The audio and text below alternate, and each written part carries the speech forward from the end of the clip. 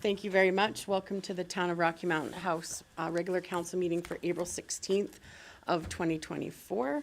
I'd like to call the meeting to order.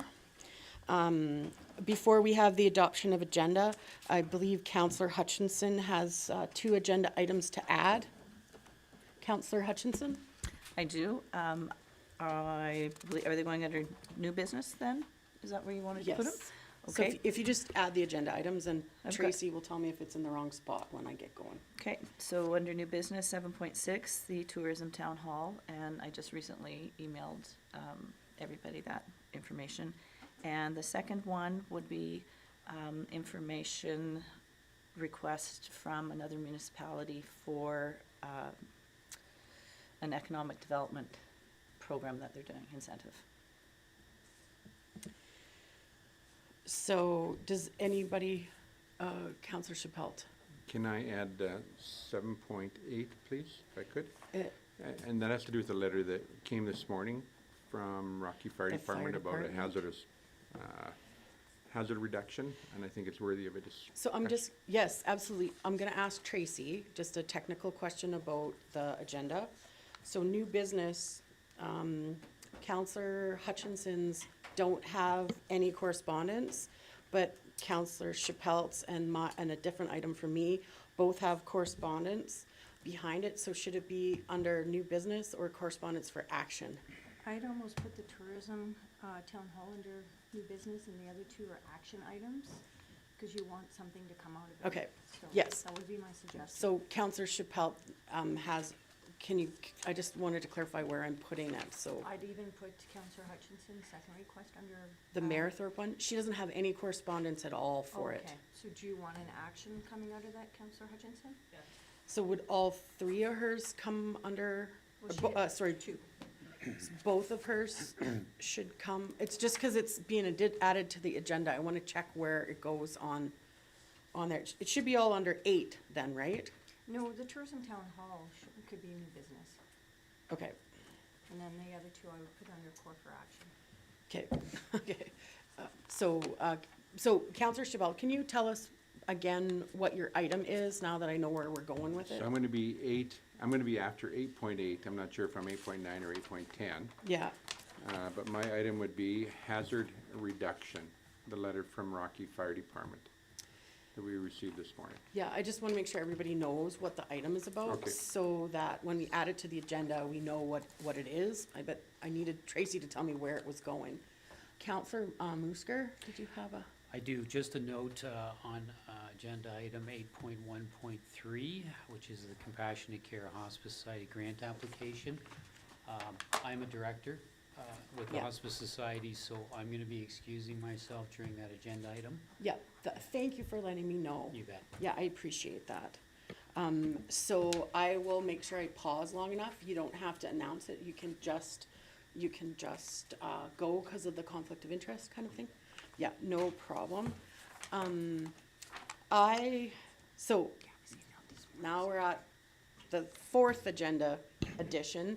There's a letter from our Alberta municipalities, it just came in just before council started.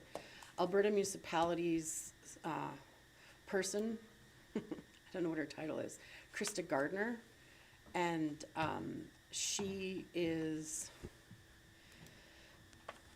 from Kalmar. She wants to stop and visit on the 6th or the 7th of May, which we don't have another council meeting to then. So I want to add it to the agenda to see if anybody else would like to have a meeting with her, or, like a formal meeting or whatever, because she's asking us, and so we can just have a quick 2-minute discussion about that, and that'll be under correspondence for action. And I'll have that email forwarded by the time we get there. So, Councillor Hutchinson, your light is on. Did you want to add something else or change something on the agenda? I just wanted to follow what Councillor Musko was saying on the grant application for Rocky Learning Council as well, because I sit on that board. But that is a town board, so you're allowed to be Okay, here, I wanted whereas to the just- compassionate, Yep. is that not correct? Betty? Okay, I'll ask Tracy, but So it's only a conflict of interest if you are on an outside board asking for something, but if you're on the actual committee, you can participate. It's not a conflict of interest, right? Yes, I'm getting lots of yeses. Okay. So does that answer your question? Yes, absolutely. Now, Thank you. however, don't listen to us. If you ever feel there's a conflict that we may or may not know about, the lawyer says you just go, but I don't think that's a conflict at all, correct? Yeah, okay, Thank you. yeah.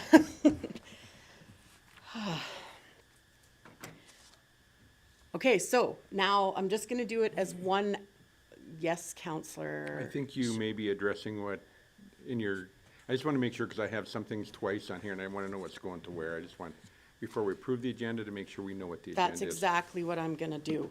So, before we do a vote to adopt the agenda as amended, I just wanna go over, there's 4 agenda items, and we have the opportunity to say no to any one of the 4 items before we proceed. So the first one is gonna be under new business, and it's 7.6, sorry, and it's the Mayor Thorpe one. No, it's the attendance at the Tourism Town Hall.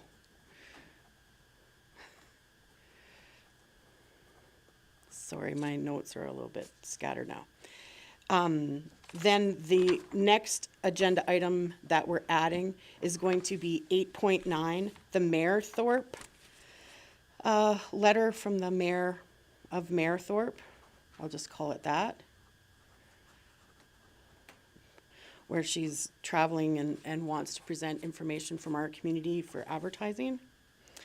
Then 8.10 will be the fire ask from the Rocky Fire Department person.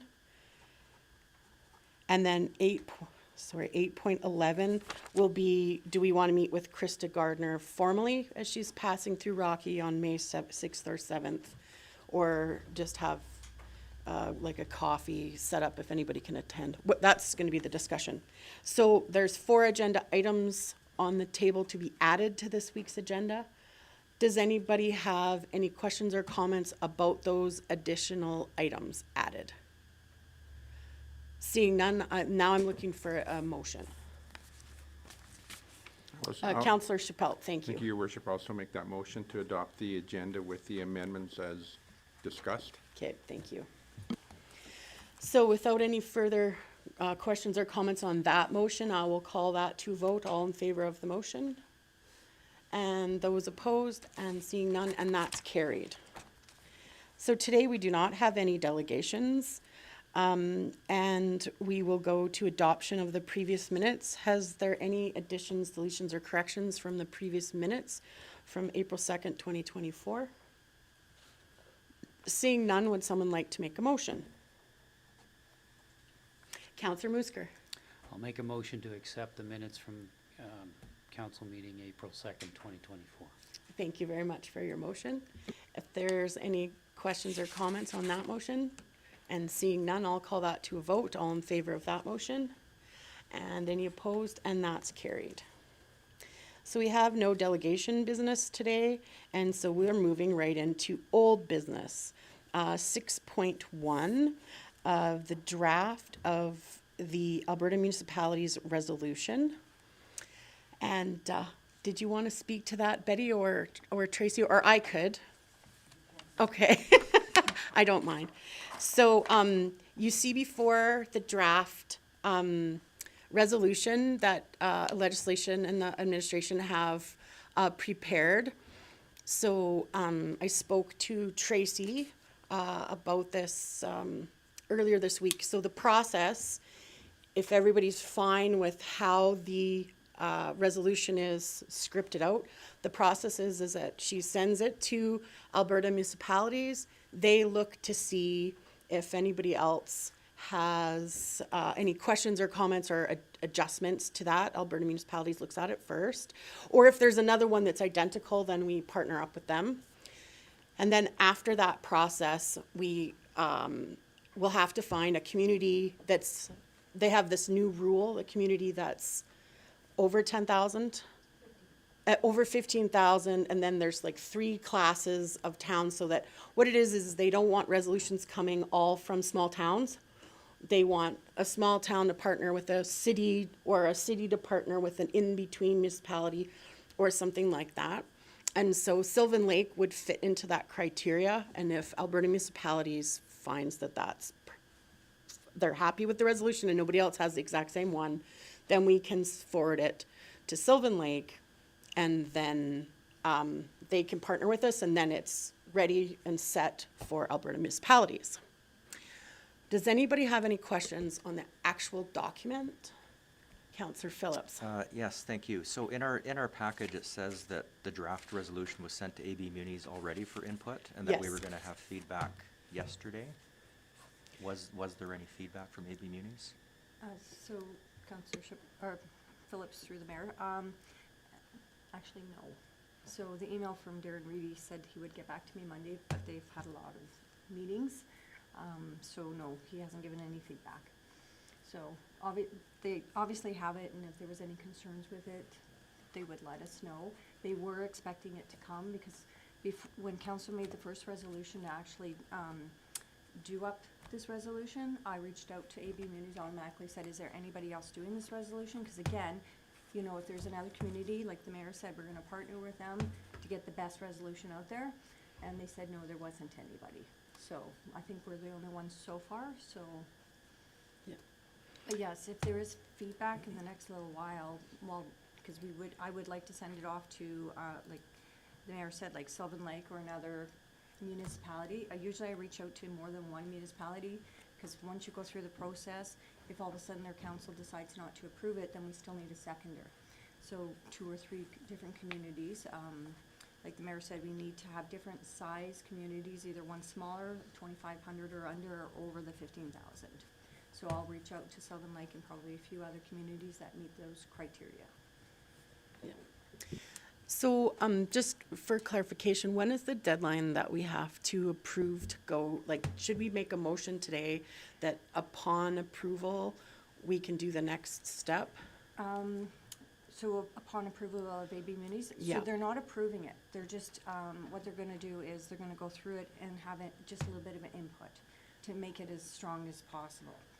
So they will not guide what council wants. They're gonna just make maybe a suggestion. They never did on the last 2 resolutions that were sent to, I think, in 2022. Okay. So it's just a new process I think they're starting. Our deadline is pretty fast approaching. It has to be into AB Munis by May 31st, but that also needs a seconder. So it has to go through a second council to be approved and then get sent off, because AB Munis will not accept a resolution without the actual minutes and resolution from the other town as well. Okay. So, thank you. So we have time in May to pass resolutions to do the next steps or would you like something passed today and so that we can? Preferably today, Okay. would be best to meet the May 31st Okay. deadline. So I have a question. Councillor Phillips, like you brought this originally forward, and you've been at a lot of the same meetings that I've been. Are there other municipalities that fit in the criteria that we could reach out to that helps Tracy, like besides Sylvan Lake? Because I've talked to her and they want to do the same thing and they fit in that above or below. Do you have a seconder already on your mind? I don't have a seconder on my mind. I think Tracy would be able to competently handle that, so I would leave that in her wheelhouse. No, it's not that. I just like if you've already spoken to someone else with the same thing, No. because she doesn't have a list that says these people are under 2,500. You do? Okay, Yeah. well, perfect. Then we don't have to worry about that. Does anybody else have any questions or comments about how a resolution is worded or the process that's happening? Or if they've got another seconder that they've talked to at some meeting that we've been to in the last while? Okay, perfect. So I see Councillor Phillips, your light is still on. Would you like to make a motion at this time? Yes, I'd be happy to make the motion with no further discussion on the table. I'd like to make a motion that council approve the draft Independent Office of Integrity for Local Government Resolution. And do I need to say to submit to, we have it up on the board there.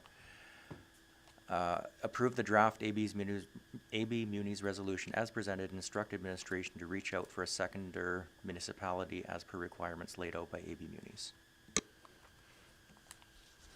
Thank you very much, and seeing as nobody else has any questions or comments about that resolution, seeing none, I will call that to vote. All in favor of that resolution? And any opposed, and that's none, and that's carried. So thank you very much for that motion, and moving forward, we'll go to new business. We have a notice of motion from Councillor Hutchinson for water response plan.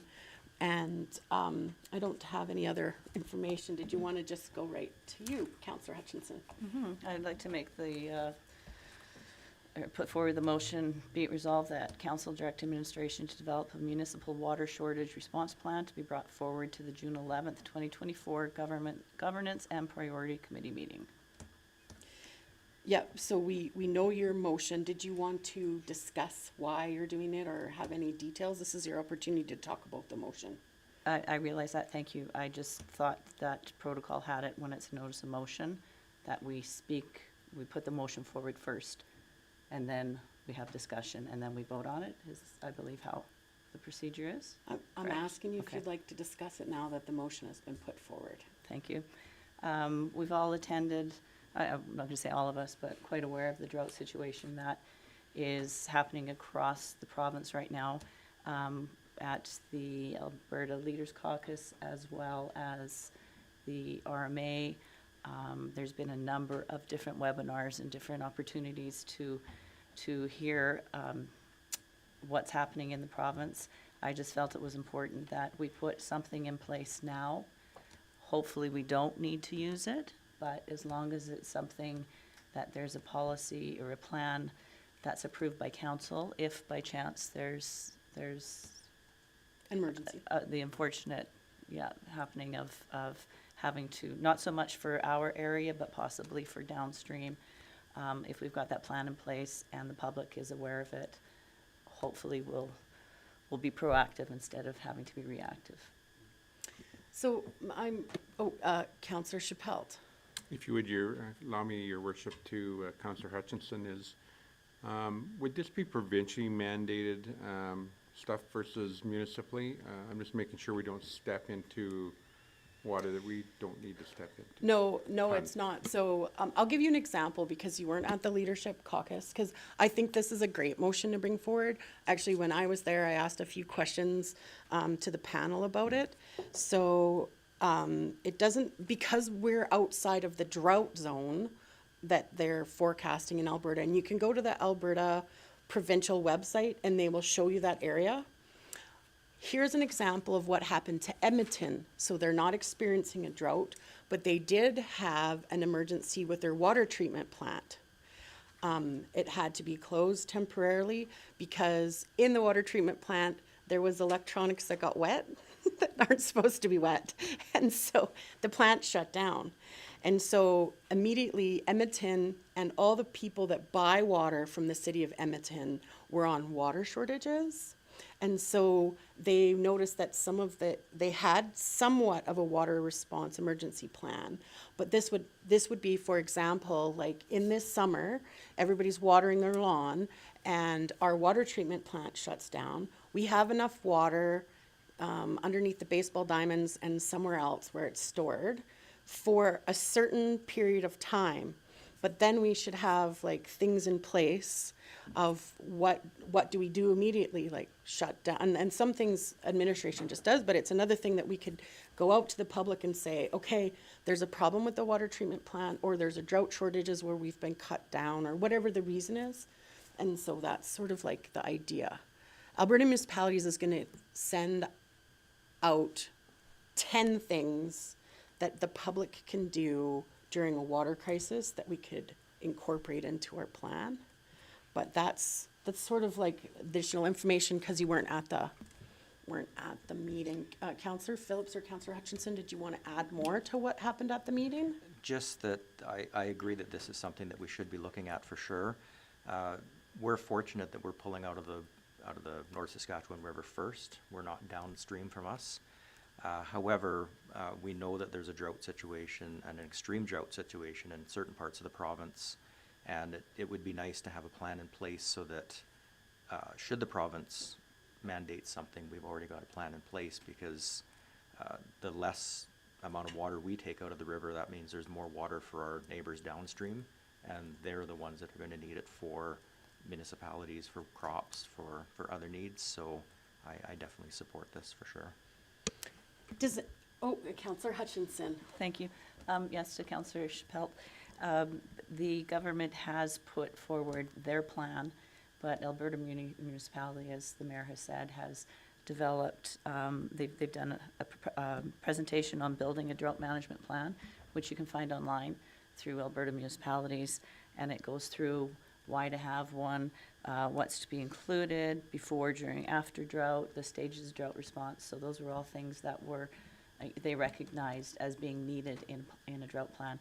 There's a number of municipalities that already have them. A lot of them were based out of pulling water out of lakes. Medicine Hat has a really good one, if, just for information, you wanted to look, and very similar because they have the river that this is their source as well. But again, southern Alberta is in a whole different situation than we are right here. So as for government, no, we wouldn't be stepping on toes. Counselor Hutchinson, because you brought it forward, would you mind attaching that link after the meeting and sending it to everyone so that we can all go on and see what it's about? Yeah, it's on Alberta Muni's website. They do webinars on a regular basis, so I'll find it and send it. Thank you very much. Are there any other questions or comments about Counselor Hutchinson's motion that's on the table? Okay, so at this time, with no other questions or comments about the motion, I'll call this motion to a vote. All in favor of the motion? And any opposed? And that's none, and so that's carried. Thank you very much. So moving forward, we come to 7.2, notice of motion. So Counselor Hutchinson, did you want to explain why you're giving the notice of motion? We know the motion's on the table already, and we'll get to that, but do you want to put some background and discussion to the motion as well when you read out your motion again?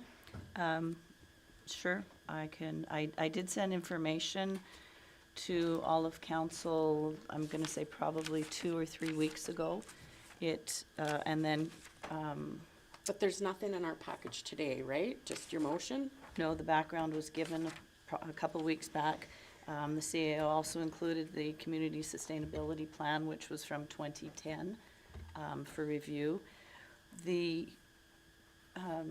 EOEP course that Councillor Capero and I attended was on council's role of strategic planning.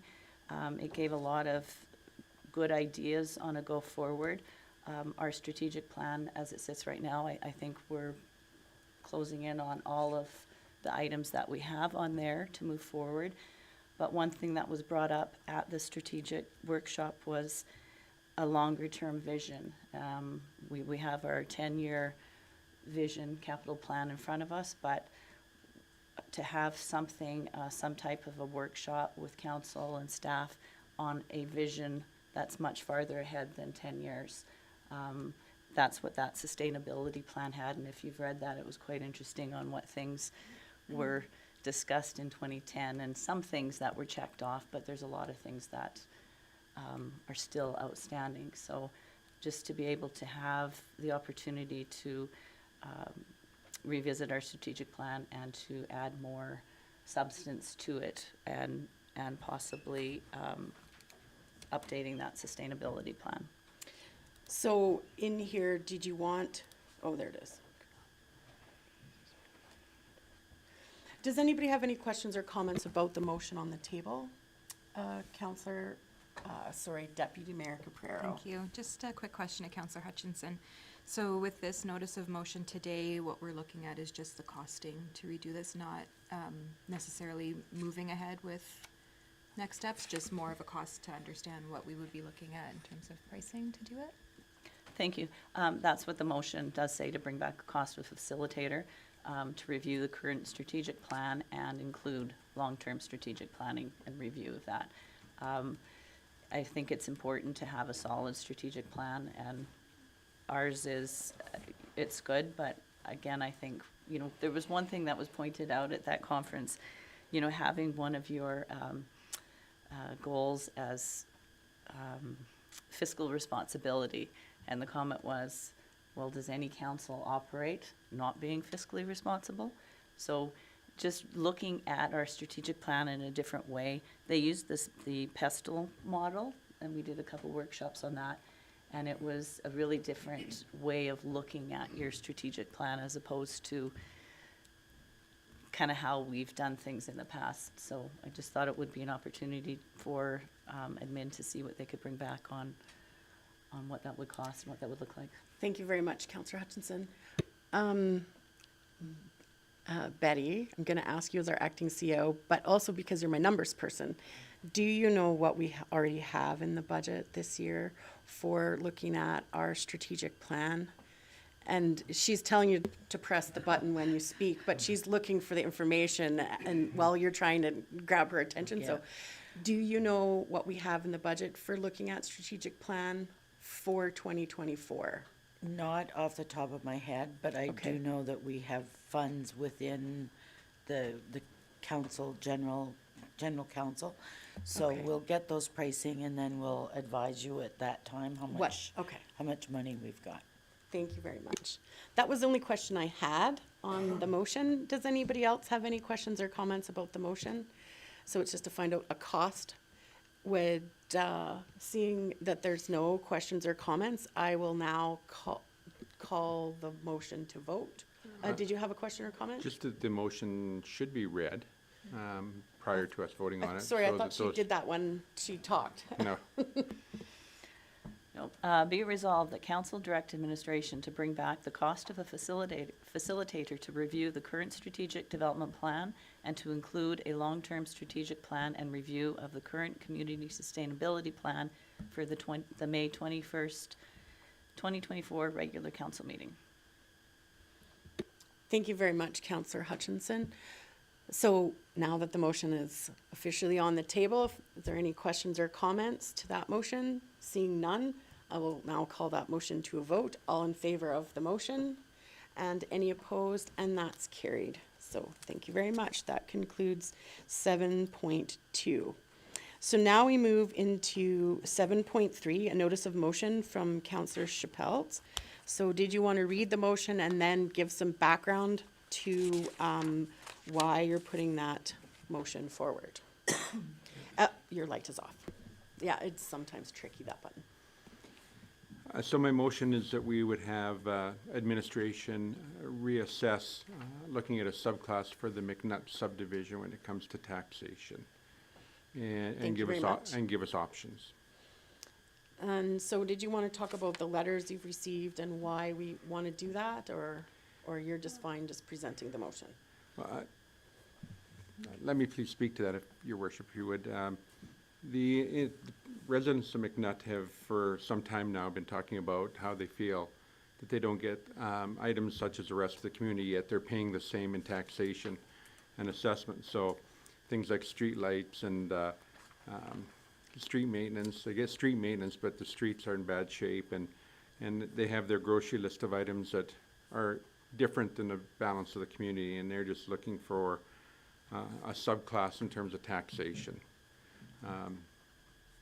And I sent out an email last evening, and just sort of off the top of my head went through some of the items in that email that they've identified, such as curb and gutter and sidewalks, no fire hydrants, so their taxes are higher. Primarily, the last time we looked at this, we looked at all of the town. In this case, I'm just advocating that we look at the McNutt subdivision. In an email from one of the residents, they indicated there's 21 residences out there. I'm not sure. I think administration would need to look and see how many residents in total it would affect, if it is 21 or not. But at the end of the day, I think it's worthy of having a look at again. Thank you for the motion and thank you for the description. Does anybody have any questions or comments about either where McNutt is or some of the other issues that they are describing? So I just want to put forward, so no one put their hand up, a couple of the other items that we should be cognizant of at McNutt subdivision is that water and sewer, and although those are utilities, they often are considered as a tax. But they're not covered under our property tax. They're covered wholly by a utility. However, those people would have to maintain their own water and sewer as a cost of living out there.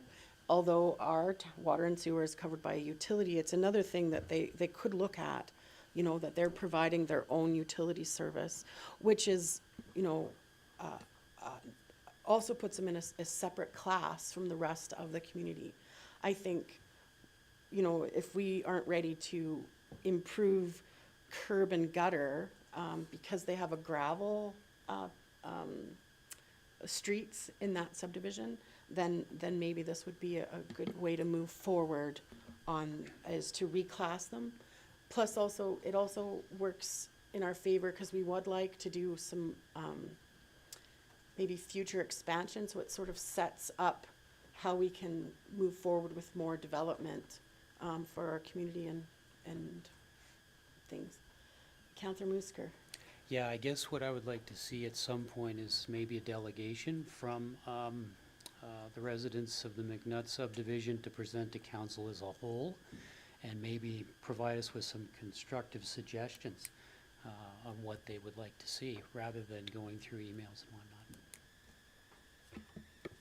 Counselor, thank you very much. Counselor Phillips. Thank you. So I agree with Councillor Musker. I think, you know, hearing from the residents from McNutt directly would be advantageous to council to see exactly what, you know, what they're talking about and what their concerns are. One thing that I would like to see, as opposed, you know, not just a taxation thing, but the roads is something that they've been talking about in there for many, many years. Are the residents, is there an appetite there to do paving on those roads and have a special tax levy for those residents in McNutt? But I think that's something that, again, we need the residents to be able to talk to them to see if that's an appetite that those residents would have.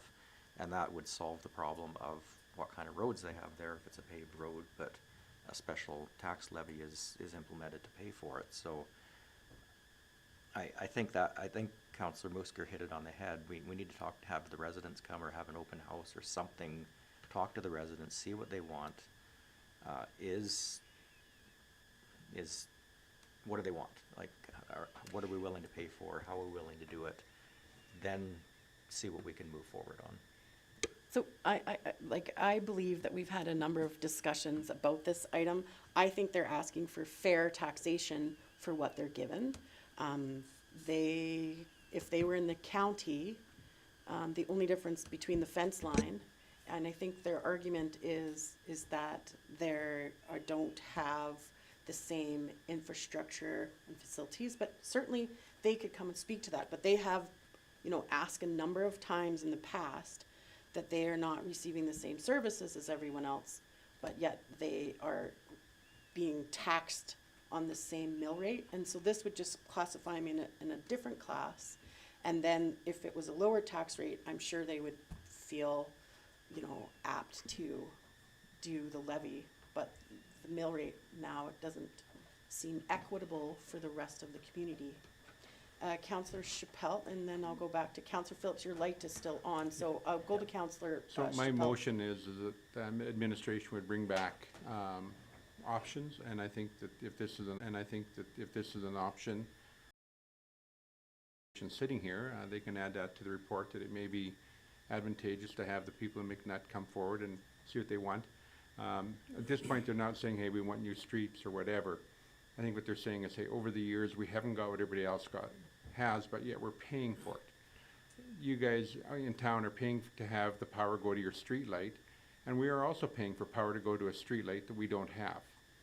And so all they're saying is someplace there needs to be an offset on some of those costs. And so they're not advocating, hey, we want a new sidewalk or whatever. They're just saying, hey, we're okay with where we're at, but why do we have to pay for other people in town? So I think that's the mentality there. And so, thank you very much for that. I see Councillor Phillips, but I will go to Councillor Hutchinson. Thank you. I think there's definitely two separate issues here. One that she brought forward on the subclass, and then the second is the upgrades and what they get for their service. I would definitely echo what Councillor Musker has said about going out and having that group from the McNutt Estates coming back to council and actually letting us know. I mean, they did purchase property out there with the quality of life that they chose. They chose to be out there. If that subdivision had power, sewer, and water, it would be like any other subdivision in town. If you're starting a new one, the developer is the one who's gonna be putting in those services. So, you know, for us to be trying to make decisions without knowing what the people out there actually want. There may be just the one or two that we've only got documents from the one that, this recent letter that you sent. So, if we don't have the information from the landowners, then I don't really see how we move forward with making decisions. Okay, so, just to clarify now, because thank you, Counselor Chappelle, you already did clarify, we're just asking to look at, the options for a sub-classification for taxation, and then at that time, we can talk about all the other things that would be related to that, because we want to provide fair and equitable or equal, but not exactly the same, because they're not getting fair and equitable taxation is the argument. And if we had a sub-classification because they're getting different services and it's a different type of subdivision, and that's what, we would have recommendations from administration about a, subclass for taxation. And then all these other things can be discussed after that. Is that summary? So I see that Counselor Phillips still has a question. Is it specifically about the motion? Yes. About reclassification Yes, of it- the yes, it is. zone? Yep. Okay, So, just from an administration point of view, if we're looking at McNutt, we need to look at Old Town at the same time, because we have residents in Old Town that are going through the same scenario as the residents in McNutt. So if we're being fair and equitable to the residents, we need to look at Old Town at the same time as McNutt, because you can't just look at one without the other. I think they're very similar situations. so are you asking for an amendment to the motion? Yes. Counselor Chappelle, did you want to reply to the amendment to the motion on the table? Yeah, no, I appreciate what Councillor Phillips has said, Your Worship. Unfortunately, Old Town is different. They do have water and sewer out there in some of the areas. They have proximity of a fire hydrant there. So there, in this case, I think we need to look at McNutt. McNutt's what has come forward. Those residents that are in Old Town have the same option to come forward, the same as McNutt. The motion is that we would do the open house, have a listen to them. I think we hit one at a time and see what happens. Yeah, Counselor Phillips, are you aware of, I'm only aware of 2 locations, on 752 that are qualify under that? The road in there is the same as what is in McNutt, and there's no sidewalks. So it's the same, but it's not 100% the same, but there is very much similarities in there. But they still have all town water and sewer, right? I'm only Mo- aware of 2 most that don't. Most of the properties in there do have town water and sewer, yes, not Yeah. all. Yeah, so, I mean, and they have streetlights, and they're, you know, it's up to Counselor Chappelle if he wants to amend his motion or not. Right now, what's your feeling? Leaving the motion as is. And so I'm gonna look to Tracy for procedural. Do I have to take a vote on the amendment, or can I just do the, yeah, do you know what I'm asking? Yeah, so Counselor Chappelle can still amend his motion, because it's just brought to the table. Yeah, And so if he wants to do a small amendment, that's fine. okay, so he doesn't want to, so, But he does want to, in a sense. So the original motion that came across was be it resolved that council relook at the McNutt subdivision for a subclass for taxation. So his new motion is to instruct administration to bring back a report. So it is a slight variation. okay. Thank you. So now back to Counselor Chappelle. Do you like the variation highlighted in yellow on the screen? Yes. Yes, and that's what you're asking for. And so, Would you want- Counselor Phillips, As- did you? oh, As well as that we'd have an open house with the residents of the area, that would include an open house with the residents of the area. Okay. So because the area that Counselor Phillips is, kind of doesn't, it would be different. It wouldn't be all included. And they're not asking for it right now, whereas McNutt is.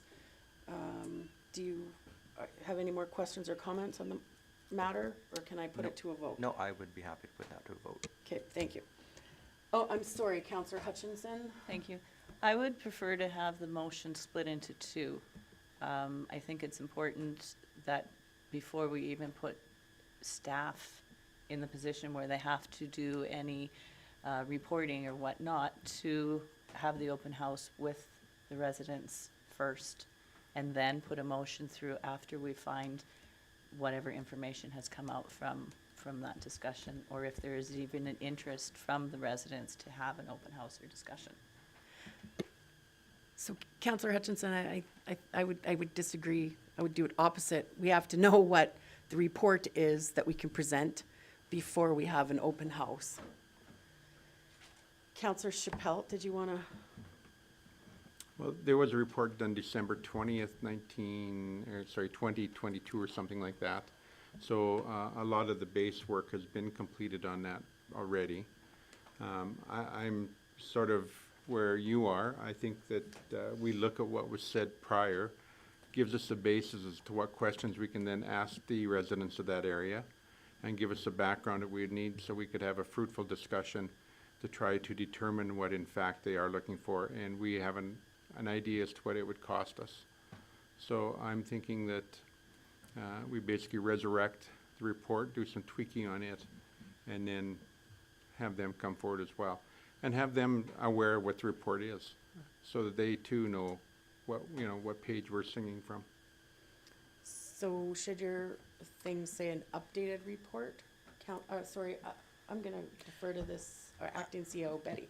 Just a question, when you talk about an updated report, there's two things I'm hearing you speak to. One is looking at a subclass, and the other is potential improvements, which I know was discussed at the last meeting, but any improvements like sidewalks, curb gutter, roads would be a local improvement tax. So are you talking about both those things or just one? Thank you, Betty. Just one.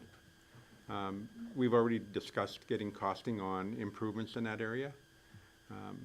I'm sure that's not going to happen anytime soon because it will be substantial cost. And who pays? Is it a frontage tax or is it proportioned? Some towns, some whatever. In discussing those people, with some of those people, they said, well, when you repaved 60th Street, what did it cost the tenants on 60th Street for that repaved job there? So if, it's considered that they have some kind of asphalt in place now, whatever that stuff is called. If they're going to put a layer on top of that, would that be considered the same as 60th Street, and who paid there? So, they have questions as well. Who pays? What's the portioning? We have questions. So I think that the report would be brought, the old report, have a look at it. I think it needed some changes in it, and have administration look at that, and now at the same time have an open house and let those residents know what we're looking at doing. At this point, there's been no discussion with them about improvements. It's all been about, hey, we don't get the services the other people in town get. Why do we have to pay the same taxes? Okay, so, Counselor Chappelle, did you want to split those into two? We'll do it as two separate ones, or, We can. okay, So we'll do the first one. I'll read that first motion and then go so from there. you're okay, so, yes, if you want to, we'll split those into two. Okay. Let it resolve the council instruct administration to bring back the report for subclass for taxation for the McNutt subdivision. Okay, so, and just to clarify, it's your motion, you can amend it however you want, so, but I just, Yeah, yeah, I'm fine. okay. So we'll vote on part one right now. If there's any further questions or comments before I call that to a vote, and seeing none, all in favor of that motion? And any opposed? And so that's carried. And so now for part two, could you read that motion, please? Yes, let it resolve the council hold an open house with the residents of McNutt subdivision to speak to them of their concerns. Thank you very much. And do you want to wait for the report and present the report at that time? Or like what do, just to have an open house? To coincide with the release of the report. Thank you. Does that need to be in the motion, Ms. Breeze? Okay. Because I'm thinking time, a motion has to have a thing and a time, so what time frame do we want to have that on that? Right? I'm not sure when the report can be ready. I would actually suggest that council see the report first before you plan the open house, just in case there's, you know, there might be things you want changed or questions that you have. So I wouldn't do them simultaneously. So I- you so- can postpone that motion Most until certainly, the report. yes, thanks Betty, that was awesome. Yes, let's just Yeah. table it or postpone it. And I'm sorry, I missed putting a date on the first motion. Okay, so I'll just withdraw my You motion. for withdraw it timing. rather than postpone? Okay. Okay, so then I feel that concludes 7.3 from Councillor Chappelle. And we'll move on to 7.4. I made a motion that council review the time and scheduling of the Tuesday regular meeting, council meetings, and to change the time back to 1 PM. And so I'd like to amend that to say that my motion reads that we change the time back to 1 PM.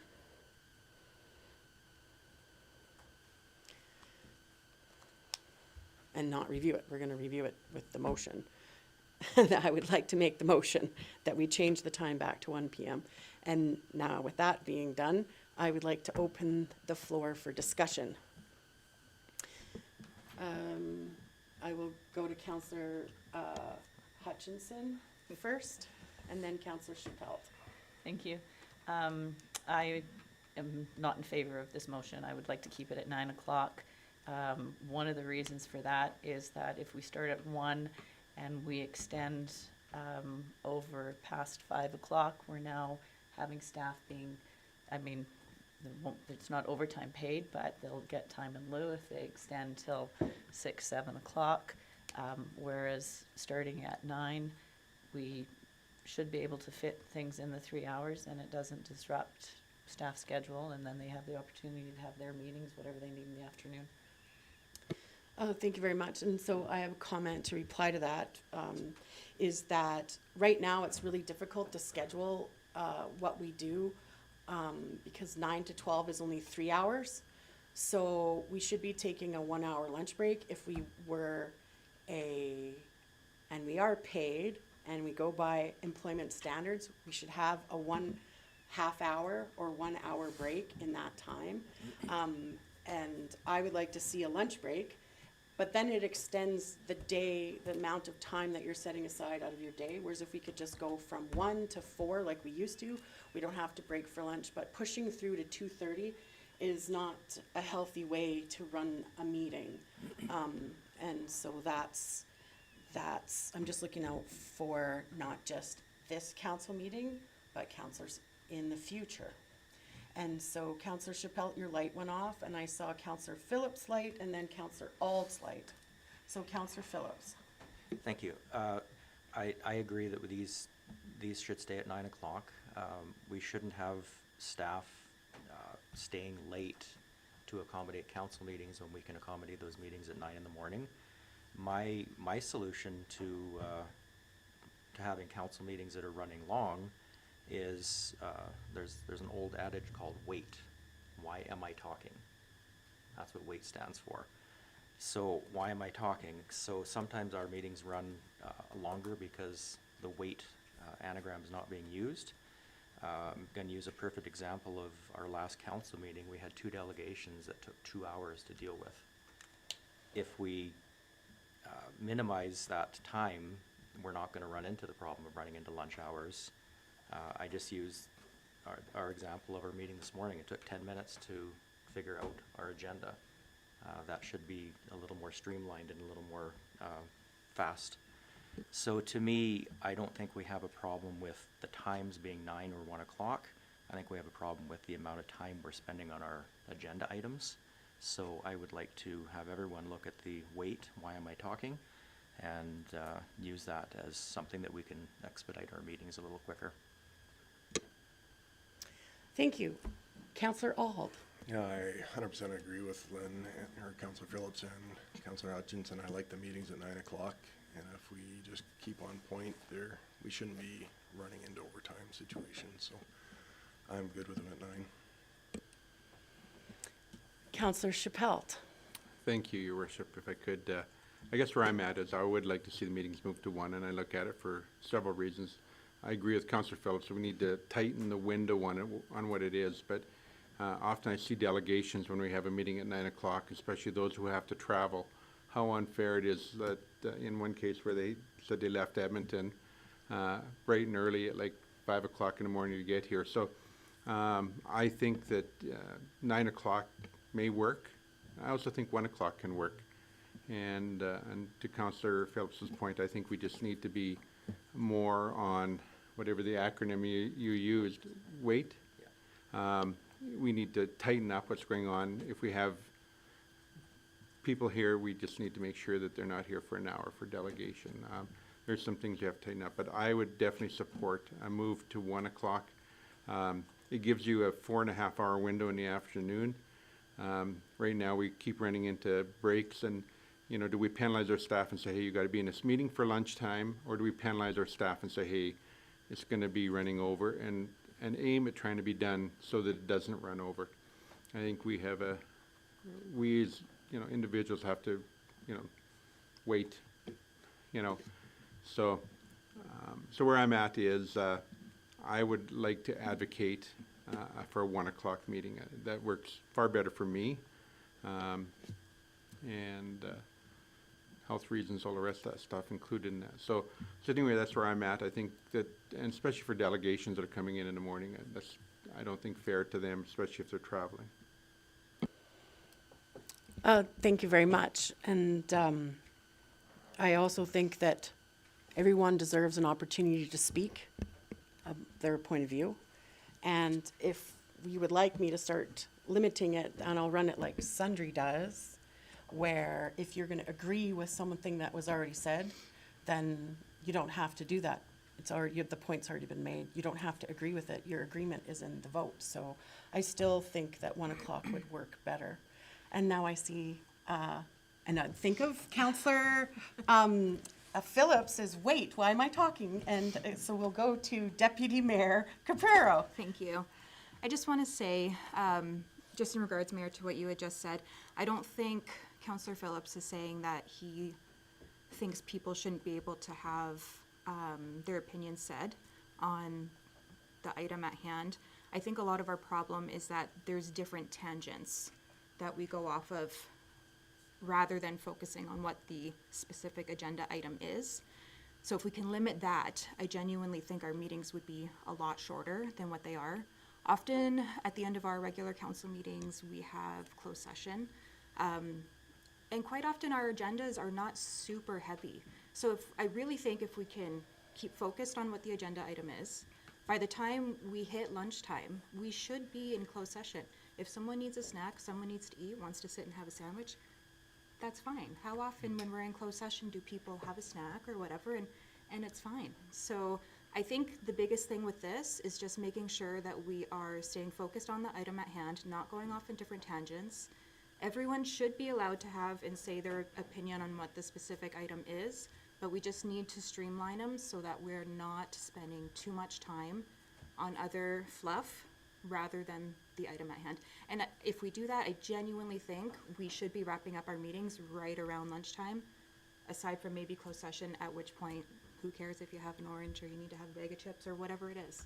So I think that is the biggest thing with that. So I myself would like to see it stay at 9 AM. Counselor Phillips? Yes, thank you. Just to clarify the comment of wait, that's not to discourage robust debate. That's to stop us from going down rabbit holes, as Councillor, or Deputy Mayor Caprero had mentioned, just to keep us on task. Instead of having a 10-minute conversation on something with one councillor, it could be a 1-minute conversation, and the point and the intent of that conversation can still get across. So I'm definitely not saying to squash debate. I'm just saying that we got to keep on task and keep whatever the agenda item is, that's what we're talking about. One other thing that we need to look at as well is when the agenda committee meets to discuss the agenda, if it's a heavy agenda, we schedule a lunch break in the agenda and make it that simple. Yes, and I've tried to do that in the past, and it seems to be some confusion about why we're taking a lunch break.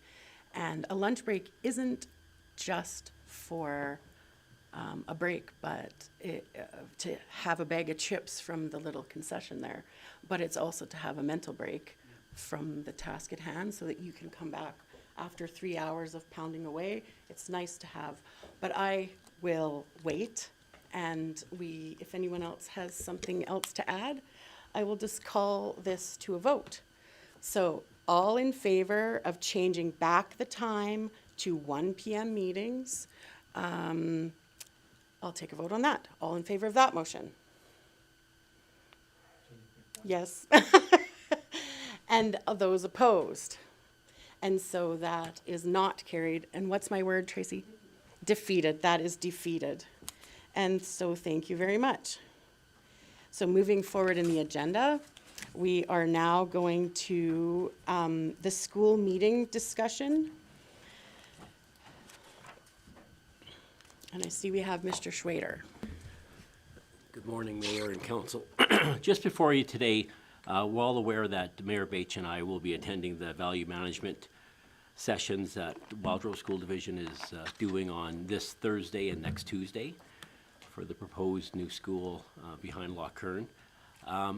Just looking for direction, I guess, in regards to whether there's a message that we want to take to the Wildrose School Division in regards to the new school, or are we just there just to listen and bring back information at the end of the day, is really why I'm here today, to see if there's any direction or guidance for the new facility.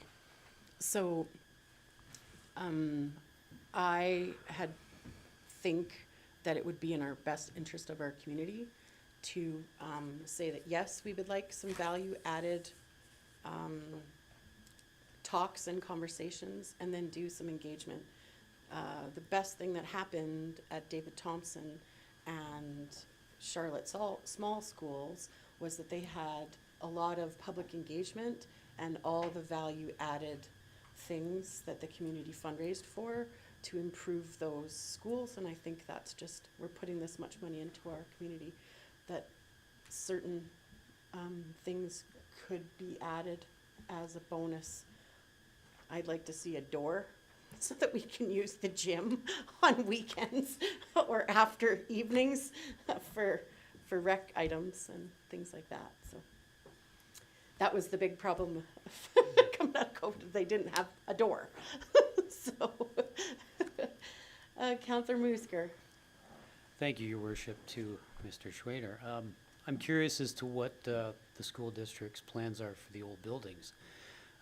Can they be repurposed? We've talked about things like affordable housing, and there are organizations that adapt these sorts of structures. They repurpose them. So I'm just wondering if you could find out what their intentions are. Are they going to flatten them? Yeah, I would just like to have more information.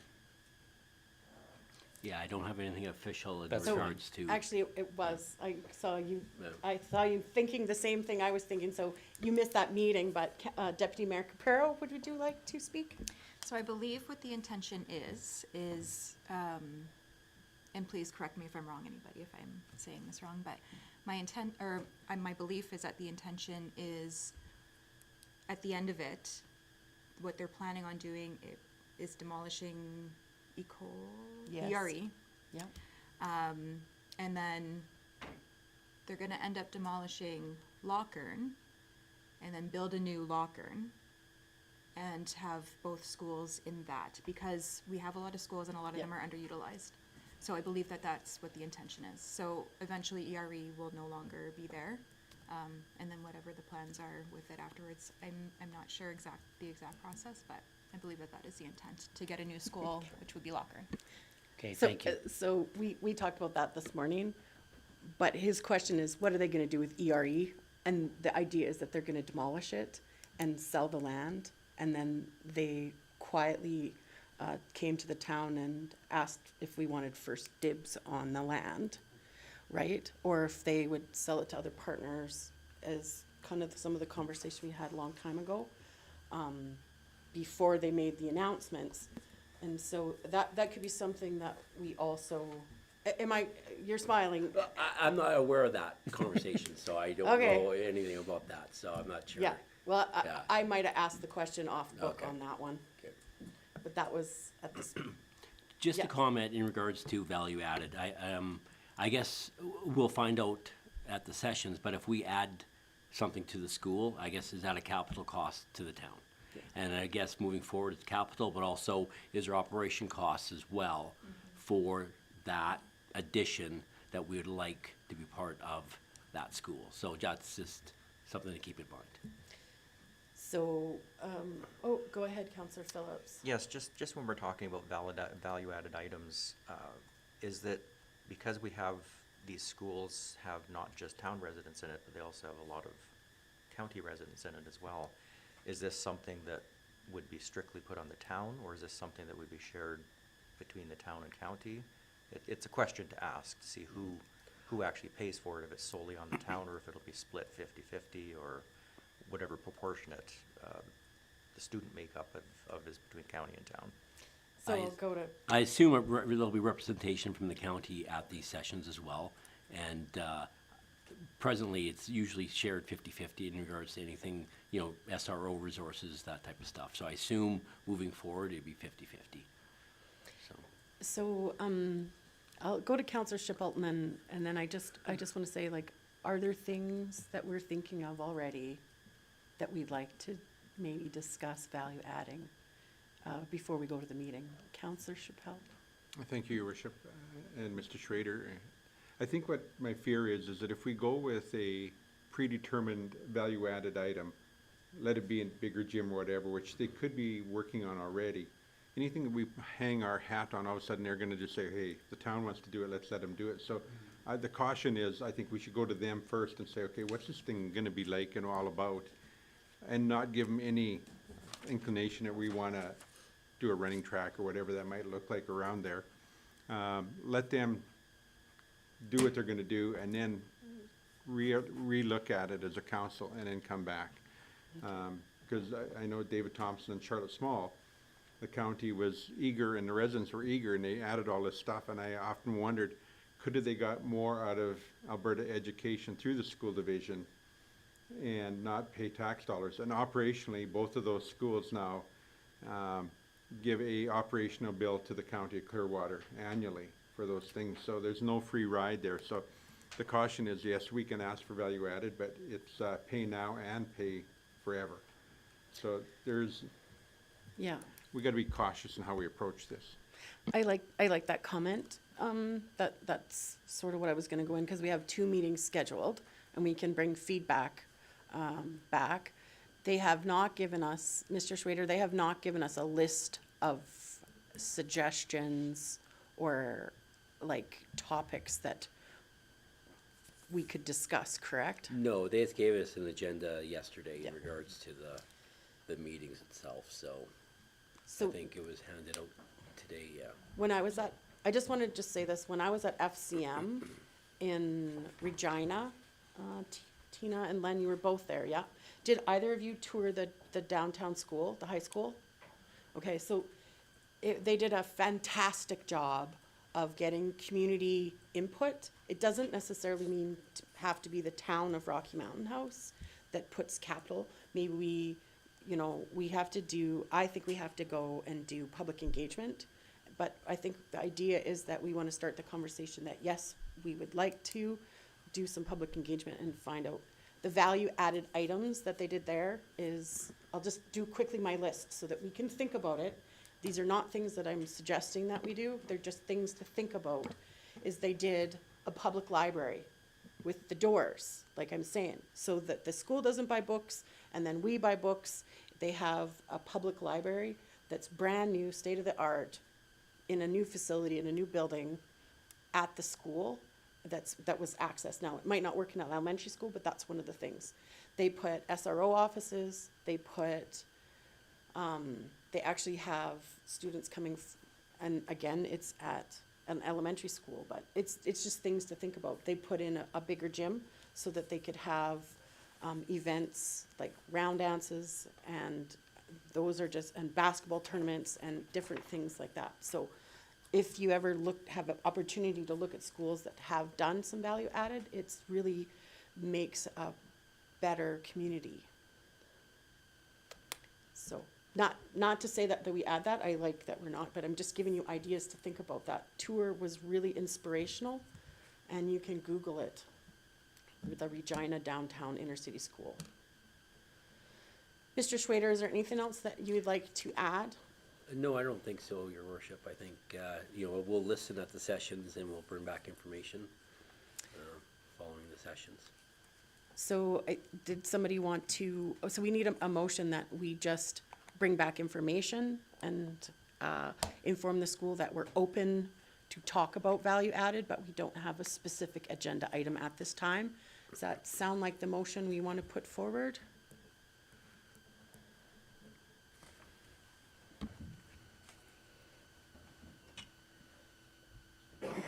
But that we are open to do value-added items.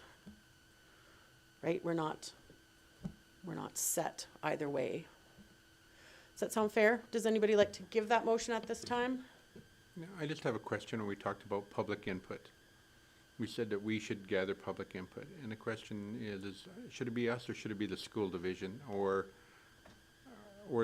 how does the county get involved if they're gonna be a player in this? I just wanna have a brief discussion about public input, who should do it, how it should happen, and who it should involve. So why doesn't Dean Schwader and I ask that question when we're at the school board of how it worked before? That works for me, thank you. Does anybody else have any other questions that we should ask?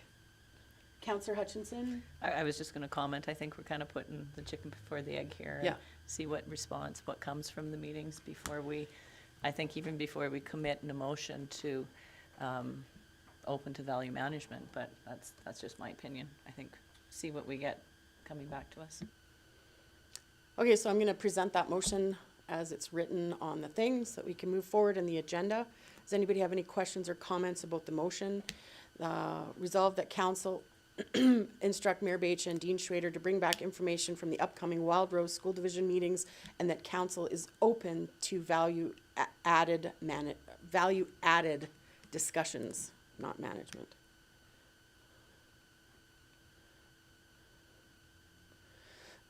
Anybody have any questions or comments on that motion? Seeing none, I will call that motion to a vote. All in favor of that motion? And any opposed? And so that motion is carried. So moving forward in the agenda, we have correspondence for action. We have some community grant applications. 7.6, that was. Oh, I'm sorry. Thank you, Deputy Mayor. I have it written up on the side. So, I apologize. 7.6, the late addition to the agenda, Tourism Town Hall. So that is Councillor Hutchinson wanting to go to a seminar. Thank you.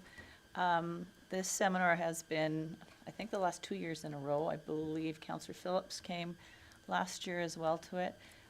It was a really good presentation. The first half of the day is information sessions, and then the last half was breakout sessions, workshops, and there was just some really great information coming from that. So I've already registered for it, and just looking, it's open to anybody if anybody else wants to attend.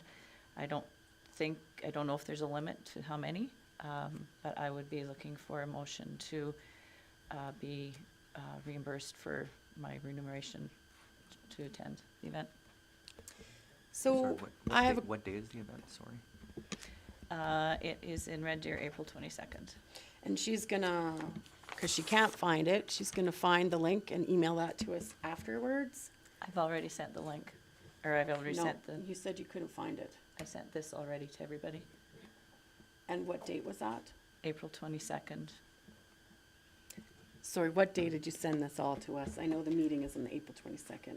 About a half an hour ago. Okay, The thank beginning of you. our meeting.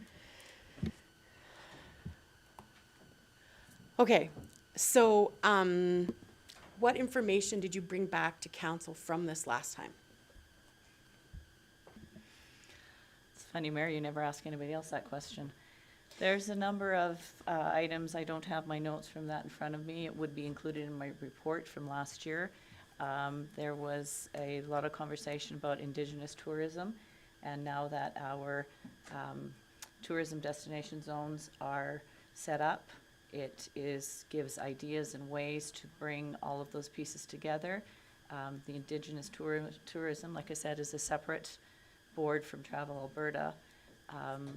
They have a lot of ideas of how to incorporate the Indigenous into our town. And as tourism is on our strategic plan, I just feel it would be a good opportunity to learn. Counselor Chappelle? Anticipated cost, and this would be out of your own personal budget as a counselor, I'm assuming. The registration is free. I'm just Okay. looking for my day Oh, to be there.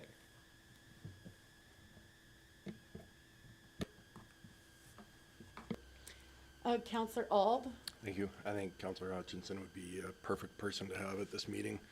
She always brings back lots of information from her reports, and she's very engaged in what she's doing when she is at these meetings, so I'd be in favor of sending Councillor Hutchinson for sure.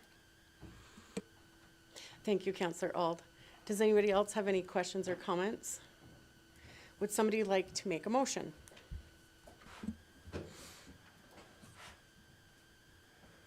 Counselor Ald?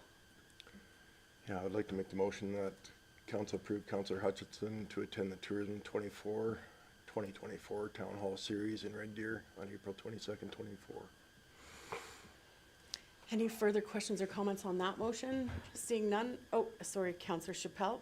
I would just like to maybe make an amendment to that, and that's if any other counselor is wishing to go, that they could go as well. So it'd be Counselor Hutchinson, and any other counselor prepared or wishing to go could attend. Yes. Sorry, Mayor, to interrupt, it's actually sold out in that day. Scrap that idea.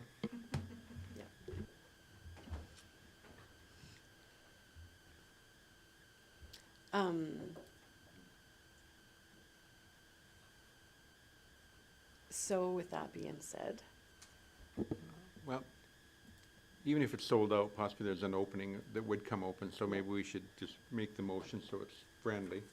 And then if they have a waiting list and somebody wants to go and they want to put their name on a waiting list, they can. yeah.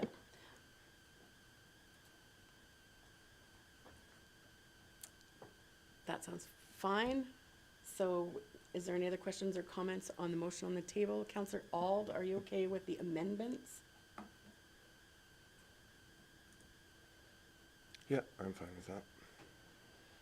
Thank you very much, Counselor Ald. Your light is on. Did you have something else to add? I was going to read the amended motion. So be it resolved that council approve Councillor Hutchinson and any other available councillor to attend the Tourism 2024 Town Hall Series in Red Deer on April 22nd, 2024. Thank you. And so I will call that to a vote, seeing there's no other questions or comments. All in favor of that motion?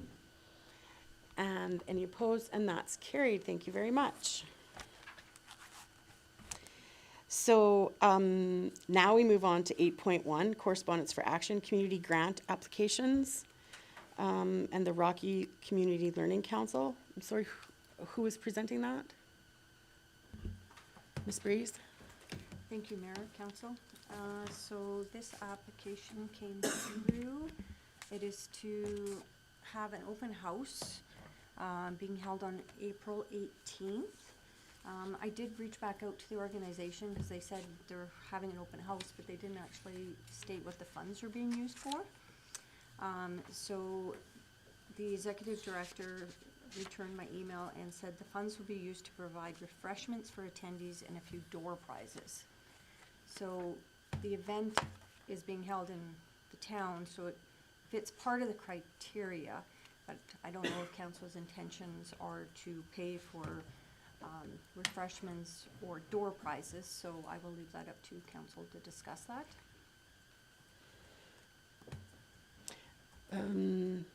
Would anybody like to start with that? Counselor Hutchinson. I guess I could give you a little bit of background if nobody's familiar with, the Campus Alberta Central is the, organization that we're putting it on. They are funded by the government, but there's been a rapid decrease in funding that goes to most organizations in this day and age. A lot of the open house is the promotion of the two programs that are being offered, as well as there'll be representatives there just to talk to any students about additional courses and additional learning that they may take. So any of the, from what I understand, any of the funds that are being put forward to put on the event is coming from Rocky Learning Center, which is a nonprofit and in itself is under a tight budget as well. So it was just mentioned that, you know, possibly this grant would be something that they could apply for. And I think there'd probably be more specifics with, because the way the series runs, or the day's gonna run, it's trying to capture students that, on their lunch break in school. So that's kind of where the food comes into play, and then the two sessions, information sessions in the afternoon. So Counselor Hutchinson, do you know anything about their budget? Cause it's $1,000. So like I can bring cookies and cake for less than $1,000. I think that's sort of where we're at, no? It's not just for those items. I think that's maybe. The coordinator does, maybe it should have been described differently in here, but I know they do, any of their stationery supplies, things like that. They did a vision workshop for all the sessions, where all the kids that come in, have paper, pen, markers, things like that, put things up on the walls. Those items aren't covered as well by, the CAC. It's coming out of their own money. I don't know the extent of the lunch and the snacks that are being provided. I can't answer that, sorry. No, it's just usually that's what we're looking at, is that they don't have a budget and they're asking for $1,000 to run an event, but they don't have any sort of like, yeah. Counselor Chappelle. Thank you, Your Worship, and to Councillor Hutchinson. Last year I attended this event. One of the ways you get kids and people to come is food, unfortunately. So it's an integral part of trying to ramp up the people and try to get education within our own community or people interested. Some of these programs are offered in the Polytech wing of the school. I think that during the course of the day, the kids came. In the evening, we had adults, and there was presentations by different health service entities. And the entities in town here as well, not only hospital, but West Country Family Services, all the rest of those attended and had tables set up, so much I could. Things like that. This is an event that potentially will keep our youth in our community and going to school in our community, as opposed to go to Red Deer, Edmonton, or Calgary. So to me, this event is crucial to keep our youth here and our adults. So I'm definitely in favor of supporting this event. So that's just exactly what he said. So did you want to make a motion at this time? Counselor Chappelle, would you like to make a motion at this I time? will, Your Worship, if you would, and that's that we move forward and approve the grant application for $1,000 for the Rocky Community Learning Council towards their open house being held on April 18, 2024. Okay, is there any further questions or comments on that motion? Seeing none, I'll call that to a vote. All in favor of that motion? And any opposed? And that's carried. Thank you very much. So moving to the next community grant application. This is 8.1.2, so it's still community grants. Northern Crossing. Ms. Breeze, did you want to talk about that at all? Thank you, Mayor. It's pretty straightforward, I guess. They applied last year as well, under the large grant, which they weren't approved for, is the new grant policy. It says for events and festivals. It is an event happening in this town, so it does fit within the criteria. Does anybody have any questions or comments about this grant application? So last year it wasn't approved because it didn't talk about festivals, or like, So. where are this we at is- with the policy on it? That's what I guess my Well, question. the policy has been totally changed by council, so basically it's to have events, have community engagement, festivals, any type of thing that engages the community. So, this one does fit that because it is open to the entire community. It can be a family event. So yes, it does fit what the defined criteria in the policy is. Thank you so much. Counselor Auld, would you like to make a motion? Yeah, I'd like to make a motion that council approves the funding request of $1,000, but I would have it as the rental of the Lou Soppet. Like toward, that they would give it Towards the rent- towards? the That's credit- right, towards the rental of Lou Soppet. So does anybody have any questions or comments about the motion on the table?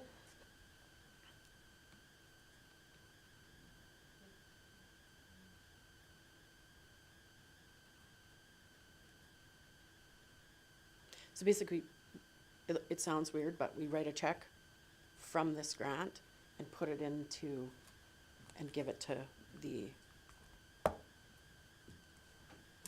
community center We for do it- accounting purposes. Well, we do a journal entry, so yeah. Okay, yeah. So, any further questions or comments about the motion at the time? Council Auld, did you want to add something further? Seeing none, I'll call that to a vote. All in favor of that motion? And any opposed? And that's carried. So that concludes 8.1.2. And then now we move to 8.1.3 for community grant applications. And we have one, thank you, from Compassionate Care Hospice Society. If we just have one moment while we clear the chamber, and then we can do discussions. Okay. Counselor Chappelle. I'm just concerned about process, and it should be noted that Councillor Musker has left the room, don't have to. Not for conflict of interest.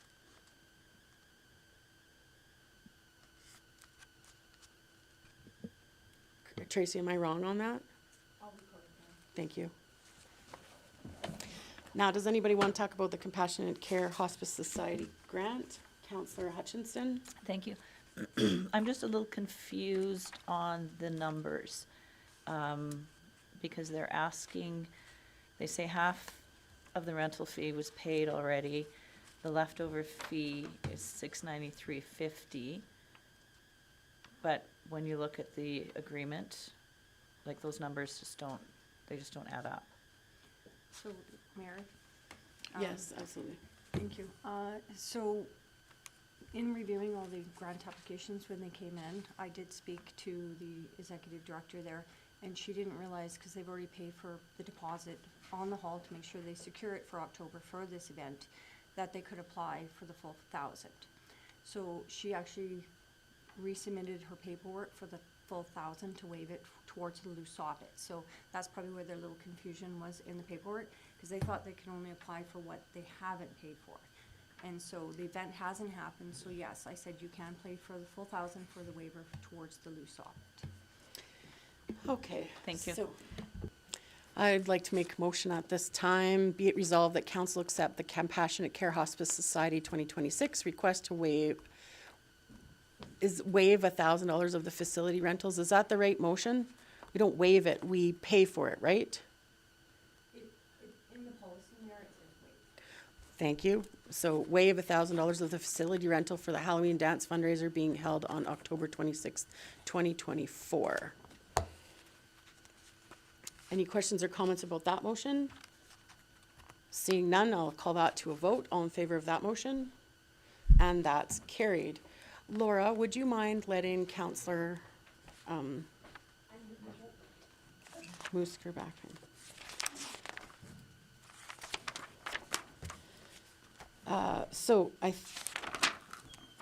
That concludes that. So we move to 8.2, invitation to leadership prayer breakfast.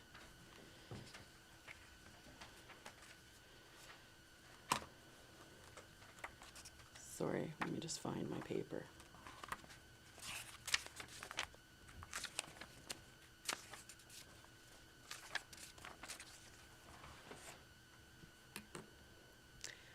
I don't have, thank you.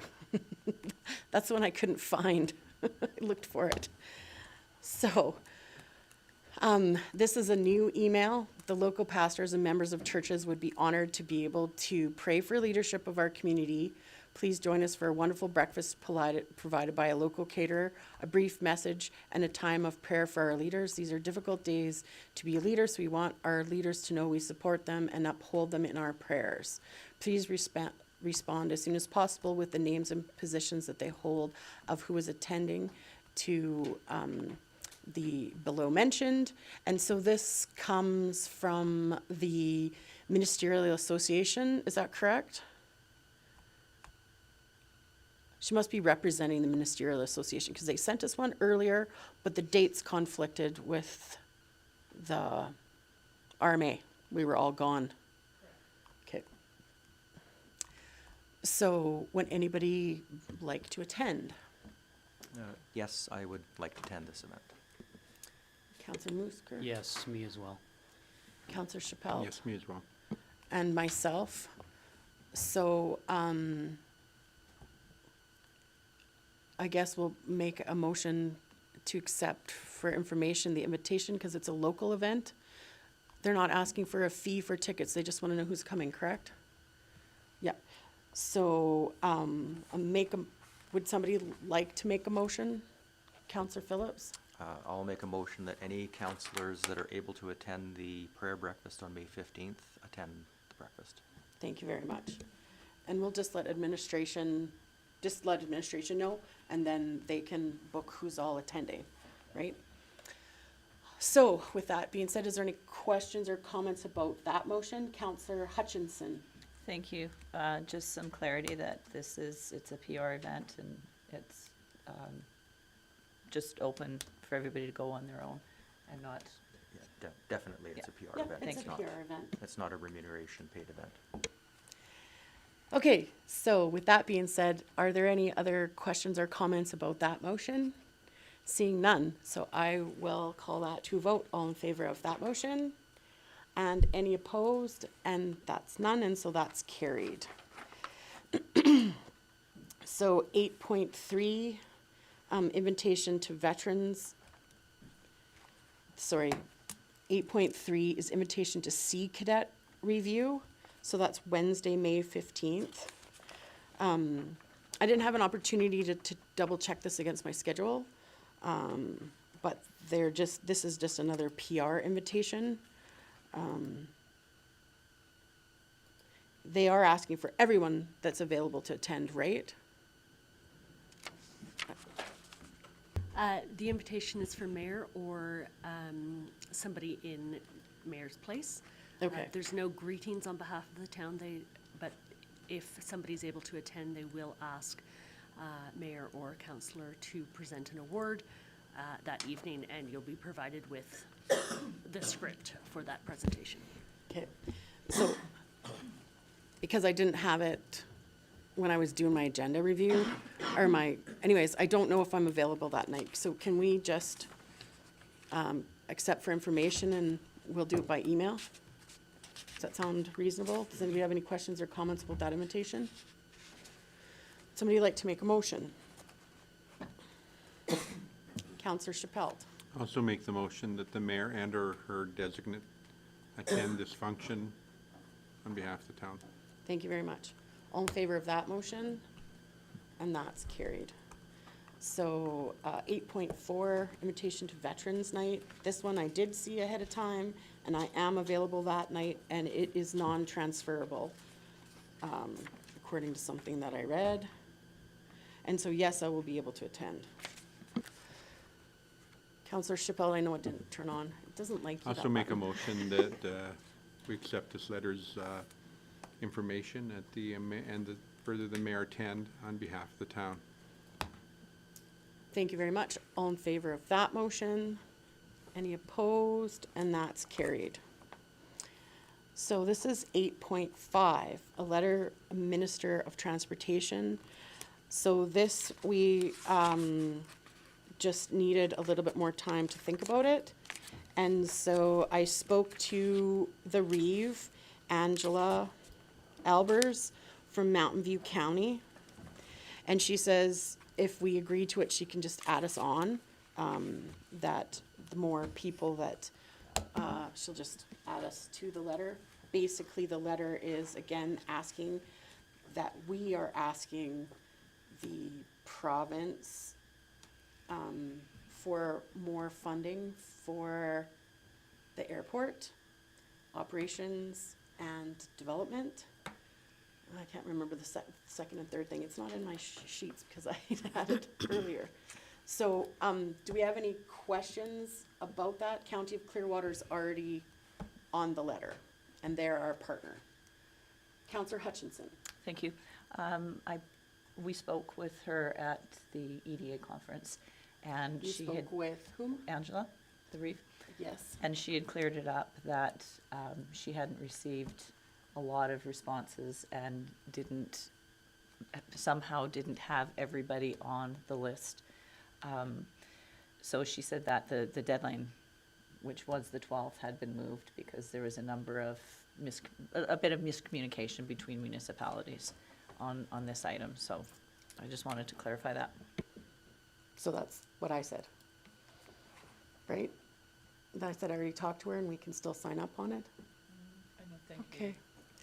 Anybody have any other questions or comments?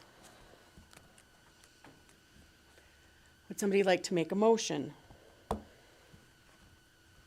I'll make a motion that we add our name to the letter to the minister, MLA Getson, so that we can also lobby for more funding for our airport. Counselor Chappelle. Just a point, our minister the minister from Silver Lake, Minister of Highways. Devin Dreeshen. Yes, made an announcement where they're gonna support 9 airports in Alberta for upgrades and whatever else, and he just made that announcement last week. I'm hoping that we're not behind in getting this to him. Rocky Mountain is not on that list. It was like White Court and things like that. So hopefully we will see something. I don't think it hurts to get our name in the queue, but there is an announcement been made by the provincial government. Okay, so I see Counselor Hutchinson has something to add. Yeah, if I may, we had a meeting at ending prior for the, correct me, Betty, the feasibility study and for the airport, what was that, 250,000 that we'd received? So we weren't really on the list to be getting anything, but there'll be more through the AB Munis and RMA on that. So thank you. So back to the motion on the table. Does anybody have any questions or comments? Counselor Auld. I do have a question. In this letter, there's a working group that has been meeting with the minister and spearheading this. And they have meetings scheduled for the future. Are we going to be part of those meetings? If we sign our name to this, are we going to be invited to attend those future meetings? Does anybody know? Yes, we are. So we. Do you know why we weren't invited to the first ones? Yeah, so we were. I had a meeting conflict on the 6th, and I wasn't available on the 22nd. But County of Clearwater went both times. I just didn't hear back from Michelle on the 22nd, but I did talk to Jenny about the 6th meeting. Do you have another question, or can we move forward with the motion? Well, I just want to make sure that if we're signing our name to this, that we're actually going to be able to be a representative for our community as Did you How's want the to go operating? did you want to go to the meeting? Yeah, I wouldn't mind, actually. Okay, excellent. As soon as I find out when the next meeting is, I will send that to you. I appreciate that. No problem. Any other questions or comments about the motion on the table? Okay, moving forward, all in favor of the motion? And any opposed? And thank you very much. So moving to the next agenda item, it's the Tim's Smile Cookie campaign. And Councillor Chappelle, did you want to present, or did you? Your worship, I can, if you allow me. So that program is coming up the last 2 days of this month and the first 5 days of the next month. And there's a schedule coming out, and I'm not sure, same as last year, where you can just sign up for periods of time to come and decorate cookies at either Tim's in Rocky Mount House. And so hopefully on behalf of the Hospital Foundation, and that's where all the funds go to, that some of the councillors would sign up for specific times. There is a conflict with the trade show that weekend as well, so I know that, and there's a convention as well in Lethbridge that some people are heading to, so it could be slim pickings, but this is for a whole week, so hopefully one part of that week. And trust me, we'll take you for as many hours as you're prepared to put happy faces on cookies. I think that's basically the gist, and so I'd make a motion that we accept this as information, and the schedule, can we forward out the schedule? Okay, so we'll forward out the schedule where you can hook on it. It's a living schedule, so you can put your name on it, updates automatically, so. Thank you very much, Councillor Chappelle. Does anybody have any further questions or comments about that? Seeing none, I'll call that for a vote. All in favor of that motion? And that's carried. So moving forward in the agenda, we're at 8.7, the Wild Rose School Division Board of Trustees meeting request. So this is about the letter that we wrote to the minister. They wrote, and we supported it, a letter to the Minister of Health, and it was, they did not gain an audience with the Minister of Health. Councillor Chappelle, I see your light is on. Okay, okay, sorry. Okay, no problem. And so, how do you think we should move forward? Do we want to write our own letter? Do we want to go back? Do we want to write a letter to our MLA saying, you know, we wrote to discuss what we're gonna do? Yes. Okay. Does anybody want to meet to discuss what we're gonna do? Absolutely. Needs to be furthered to the minister, and I think taking no for an answer isn't the right way, so I think we should definitely have a meeting to discuss future steps. Okay. Councillor Phillips, did you want to make a motion? Yes, I'm just not sure what my motion is. I'd like to make a motion that we contact the Wild Rose School Division to discuss further steps. So, do you think that you want to make a motion to say that we meet, organize and meet with the school board? That's what they're asking us to do. Do you want to make a motion to Yes, schedule a meeting? I'll make a motion that we instruct administration to work with Wild Rose School Division to set up a meeting to discuss everyone's further concerns. Thank you very much, Councillor Phillips. Are there any questions or comments about that motion? Seeing none, I'll call that to vote. All in favor of that motion? And that's carried. So 8.8, McHappy Day invite. So that's another community event. The money goes to the Ronald McDonald House on that day, I believe. And that is a great charity that often community members from our community take advantage of it in Red Deer and other places. So does anybody have any questions or comments about that invitation? Councillor Phillips. Just I've done this for the last few years in a row, and it's always fun to go there and do it, and I would encourage anybody that has the time to do it to participate. I'll be there again this year. Thank you very much. So Does anybody want to make a motion at this time? So I'll make a motion to accept for information the McHappy Day invite and allow anybody who's willing to attend on that day, they can schedule it with that company and attend. It's a PR event, so it doesn't require any money. Anybody have any questions or comments about that motion? Seeing none, I'll call that to a vote. All in favor of that motion? And any opposed? And that's carried. So now we're at 8.9. Councillor Hutchinson, the information about Mayor Thorpe. Thank you. So at the recent EDA conference, we were speaking with the mayor from Mayor Thorpe, who is going on a trade mission to India in May. It's sponsored by Growing Global Immigration. So they've got potential to bring investment and economic development to the Mayor Thorpe area. But Janet, given the personality that she is, she won't stop at just Mayor Thorpe, and she was requesting information. Our EDO was having the conversation with us. So I just wanted to bring it forward to council to see their thoughts, and if we could put a resolution forward to have our EDO send information, forward information on to Janet about the promotion of our community in our area, something with the David Thompson tourism region.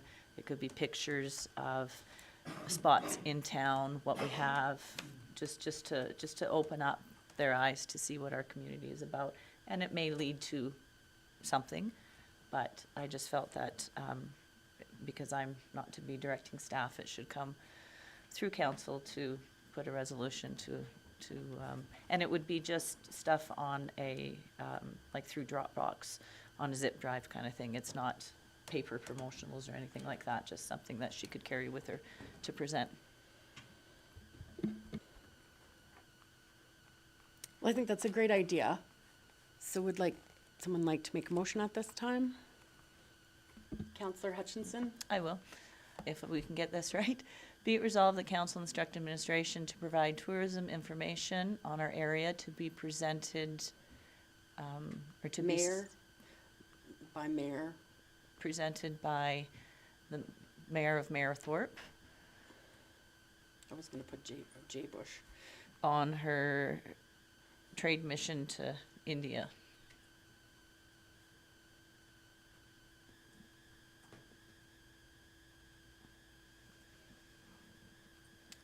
Councillor Chappelle, did you have a question about the resolution? I did. I'm just wondering if it's only about tourism or if it's a economic development component as well. Thank you. It is an economic development component. It just happened to be that this group had come in and saw Mayor Thorpe, and I just thought it was really impressive that a small town with gravel streets is being able to expand into a market like this. So it is economic development. I know they're doing a project right now in Whitecourt as well. I can't remember the details of that one. So it could be not just tourism pictures, but it could be, we have pardon me, I should add, it was discussed, Michelle Swanson, the Reeve, was there as well. And when Jeff was talking, it will be a joint project that will go with Clearwater County as well. So I think Councillor Chappelle's asking if in your motion, you would like to add tourism information and economic development opportunities or some other information about development in Rocky Mountain House, rather than just tourism information. It could say to provide information, whether it has tourism information or not. I mean, it's just our files are under the tourist information kind of file. I really think that's apples and oranges. It doesn't really make a difference. Does anybody have any questions about the motion on the table? Councillor Hutchinson, does that motion look represent what you want to have happen? Okay, so seeing that there's no further questions or comments about that motion, I'll call that to vote. All in favor of that motion? And any opposed? And that's carried. So we're now at time for a break. So I'll break for 10 minutes, and then we'll come back to 8.10.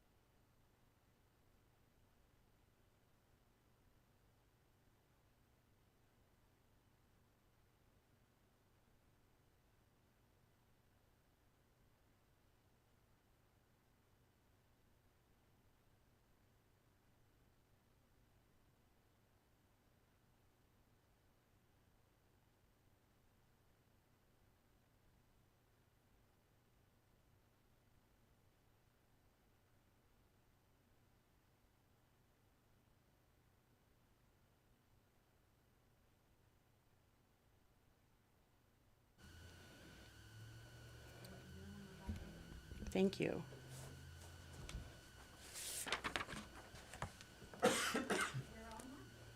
Thank you very much. Welcome back to the Town of Rocky Mountain House for April 16th, 2024. Moving forward in the agenda, we are now at 8.10, and it's a letter from the Rocky Mountain House Fire Department to the Town of Rocky Mountain House about doing a fire practice on some local land in town. And so I'd like to just excuse myself and turn it over to Deputy Mayor Caprero. Thank you, Mayor. Just wait a moment here.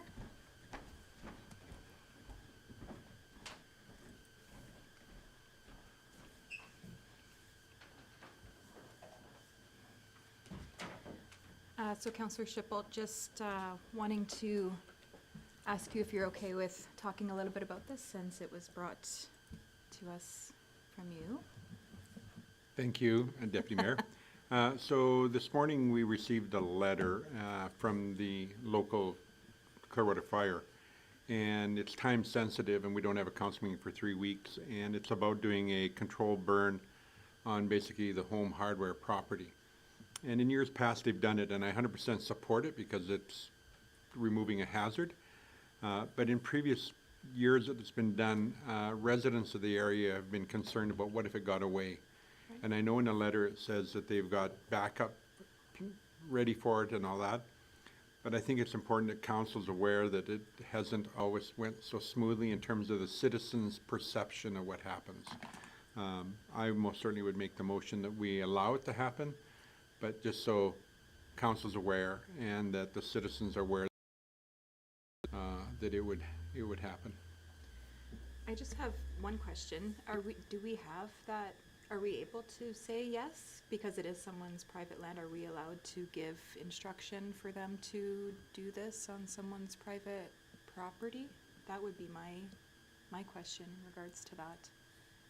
Just not sure if we're saying yes to something we're not allowed really to say yes to.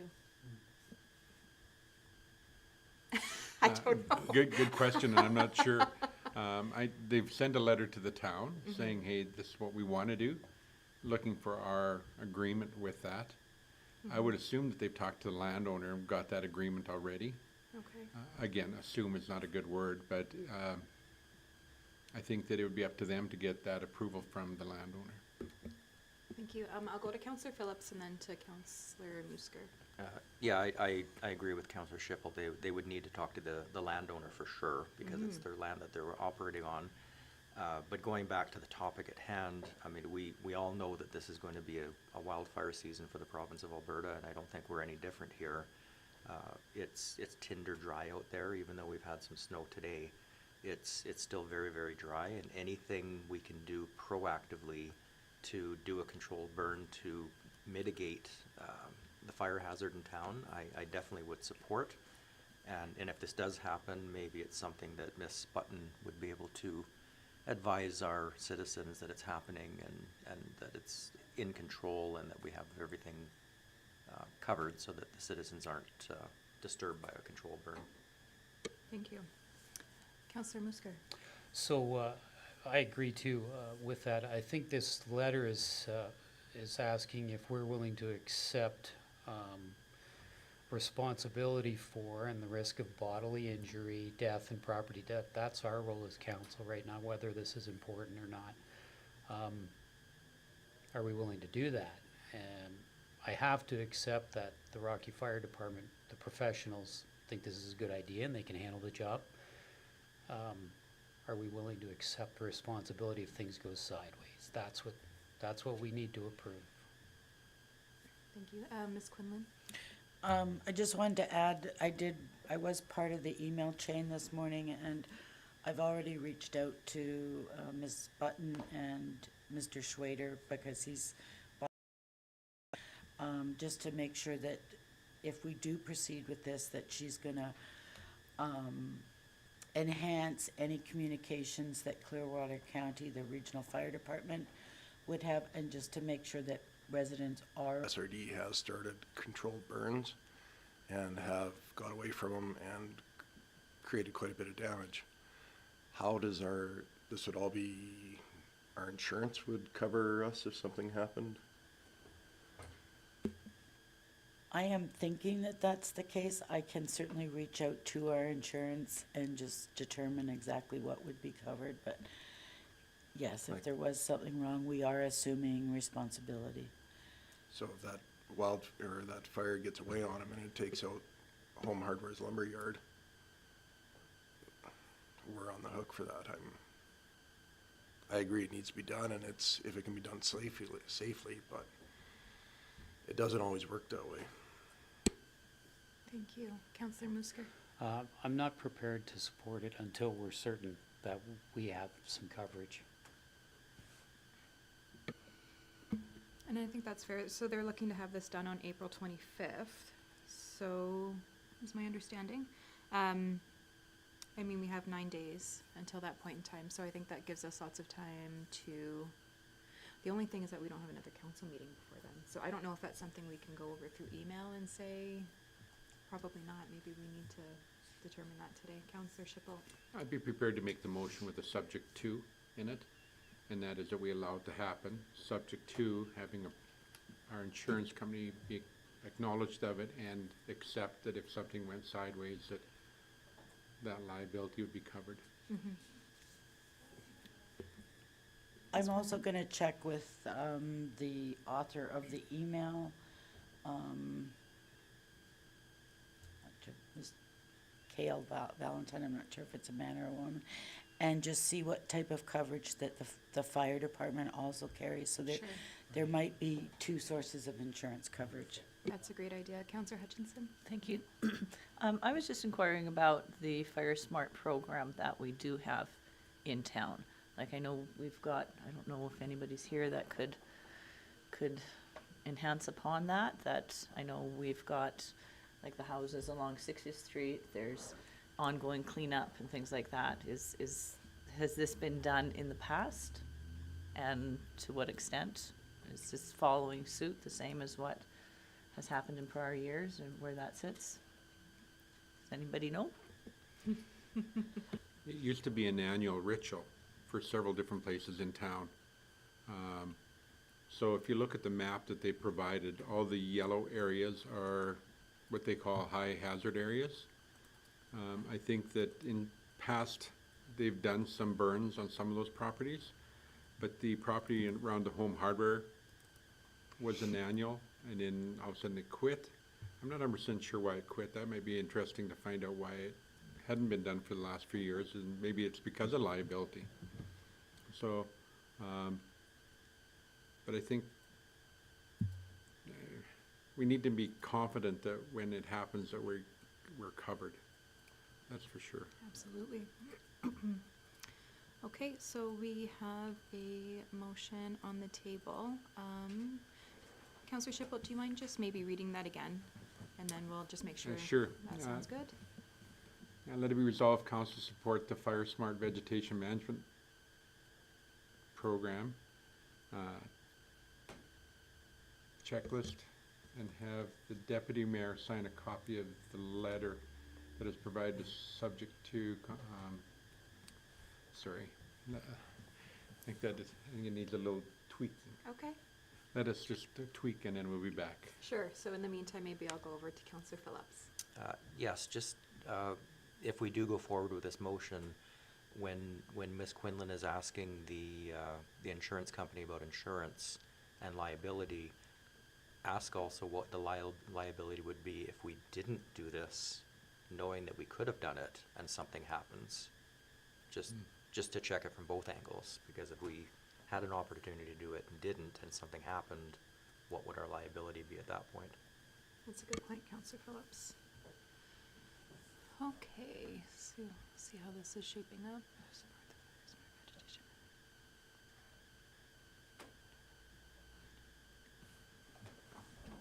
Counselor Schipel? Let me try the motion one more time, okay? Sure. If you would allow me, Deputy Mayor. Absolutely. Let it be resolved that council support the Fire Smart Vegetation Management Program checklist and have Deputy Mayor sign a copy of the letter that was provided subject to the confirmation from the town's insurance that the town is covered in case of any loss, liability, damage, or cost, including all third-party loss arising from this project. Does that sound okay? I think so. Okay. So before we call that to a vote, do we have any further discussion? Seeing none, we'll call that to a vote. Those in favor?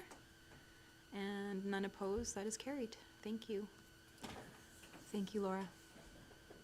So we'll just wait a moment for Mayor Bache to enter the chambers again.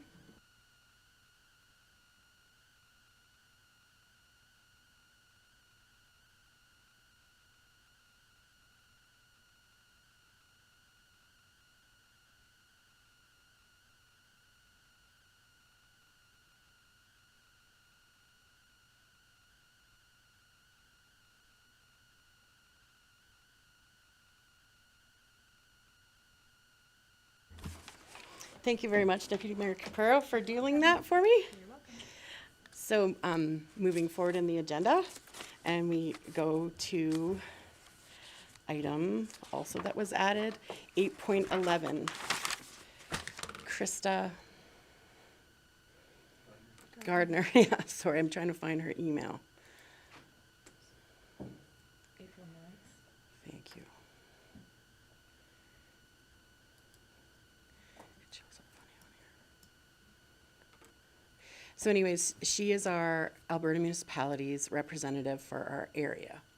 And she would like to swing by into Rocky and chat. And so she is asking that we could have an official formal meeting with everybody on council, and she can update us, or we can bring any concerns and just pop in, or she could just have like a coffee date with me and we can chat, whatever council would like. So I'm just opening the invitation to everyone. She lives in Kalmar, but she's coming through on the 6th and the 7th. Councillor Phillips. Thank you.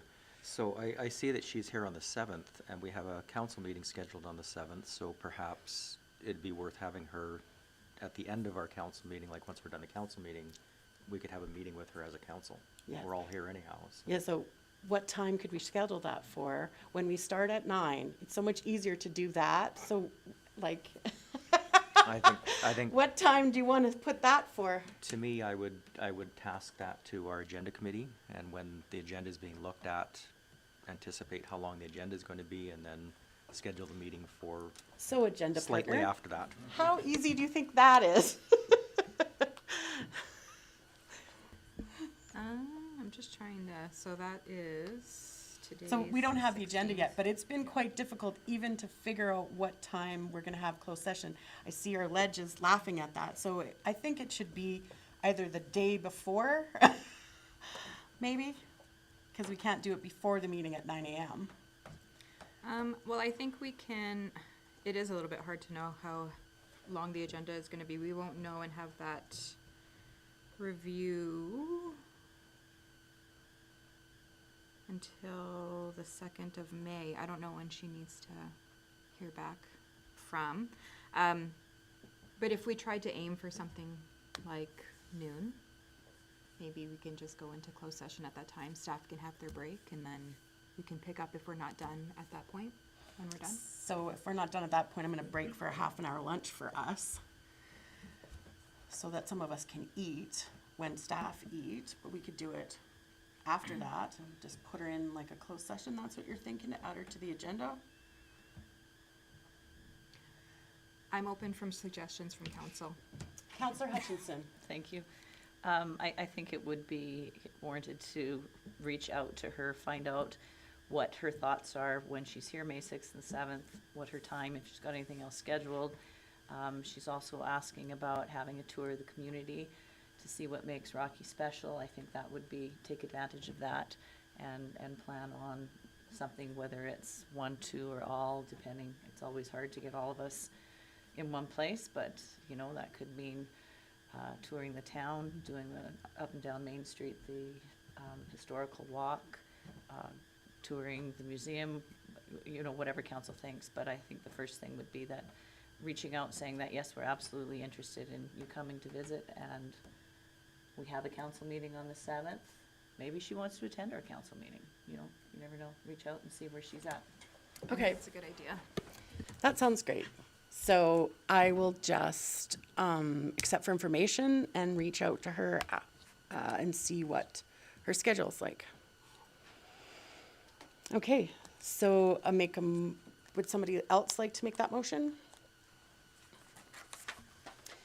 So I'll make that motion that we accept item 8.11 for information, and we can carry on with the meeting. All in favor of that motion? Sorry, is there any questions or comments about that motion? I'm just, sorry. Yes. Just wondering if we should specify that whether it be mayor or administration reach out to Ms. Gardner and just confirm with her what her schedule is and try to come up with a plan, rather than like only accept for information, just the following up with it. So I'll follow up with her.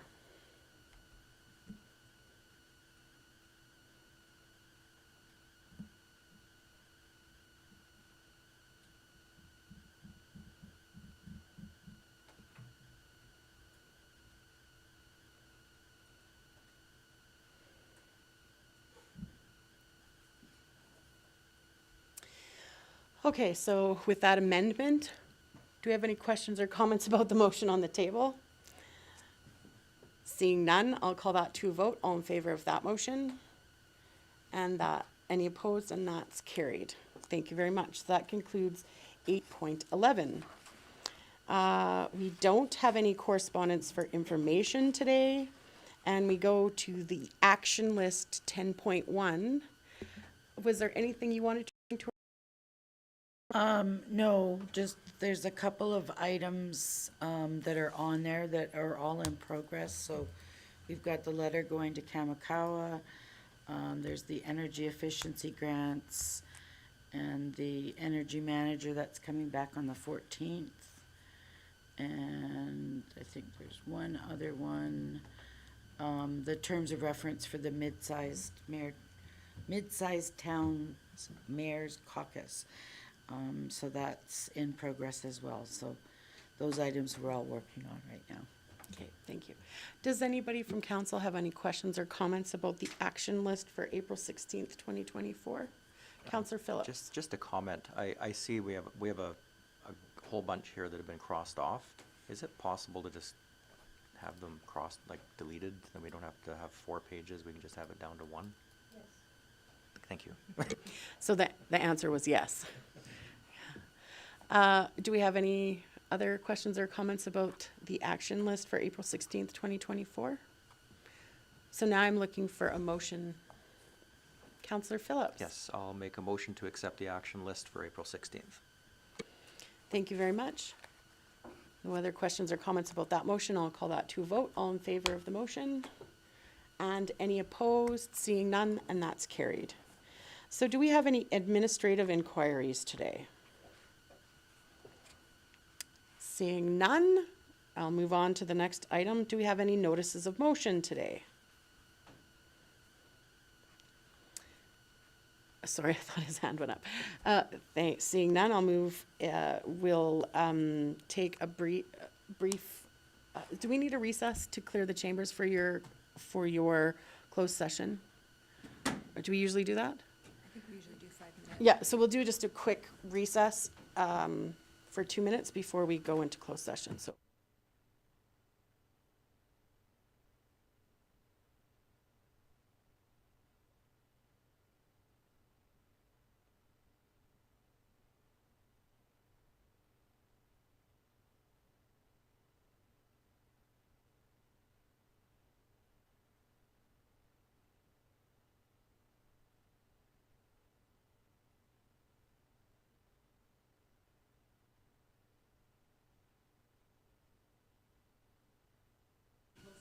Yes.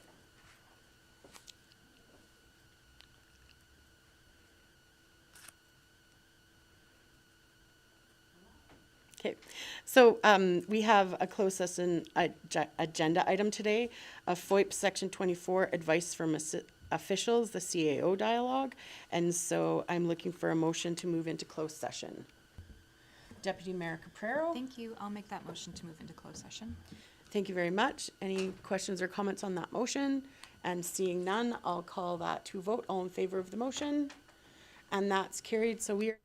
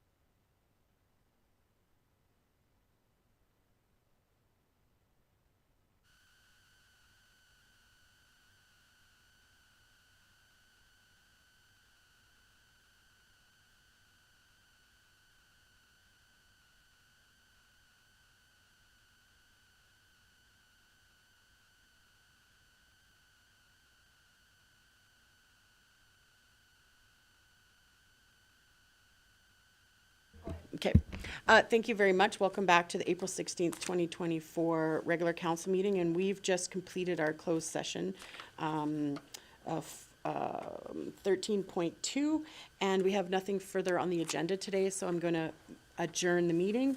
Meeting adjourned. Thank you very much.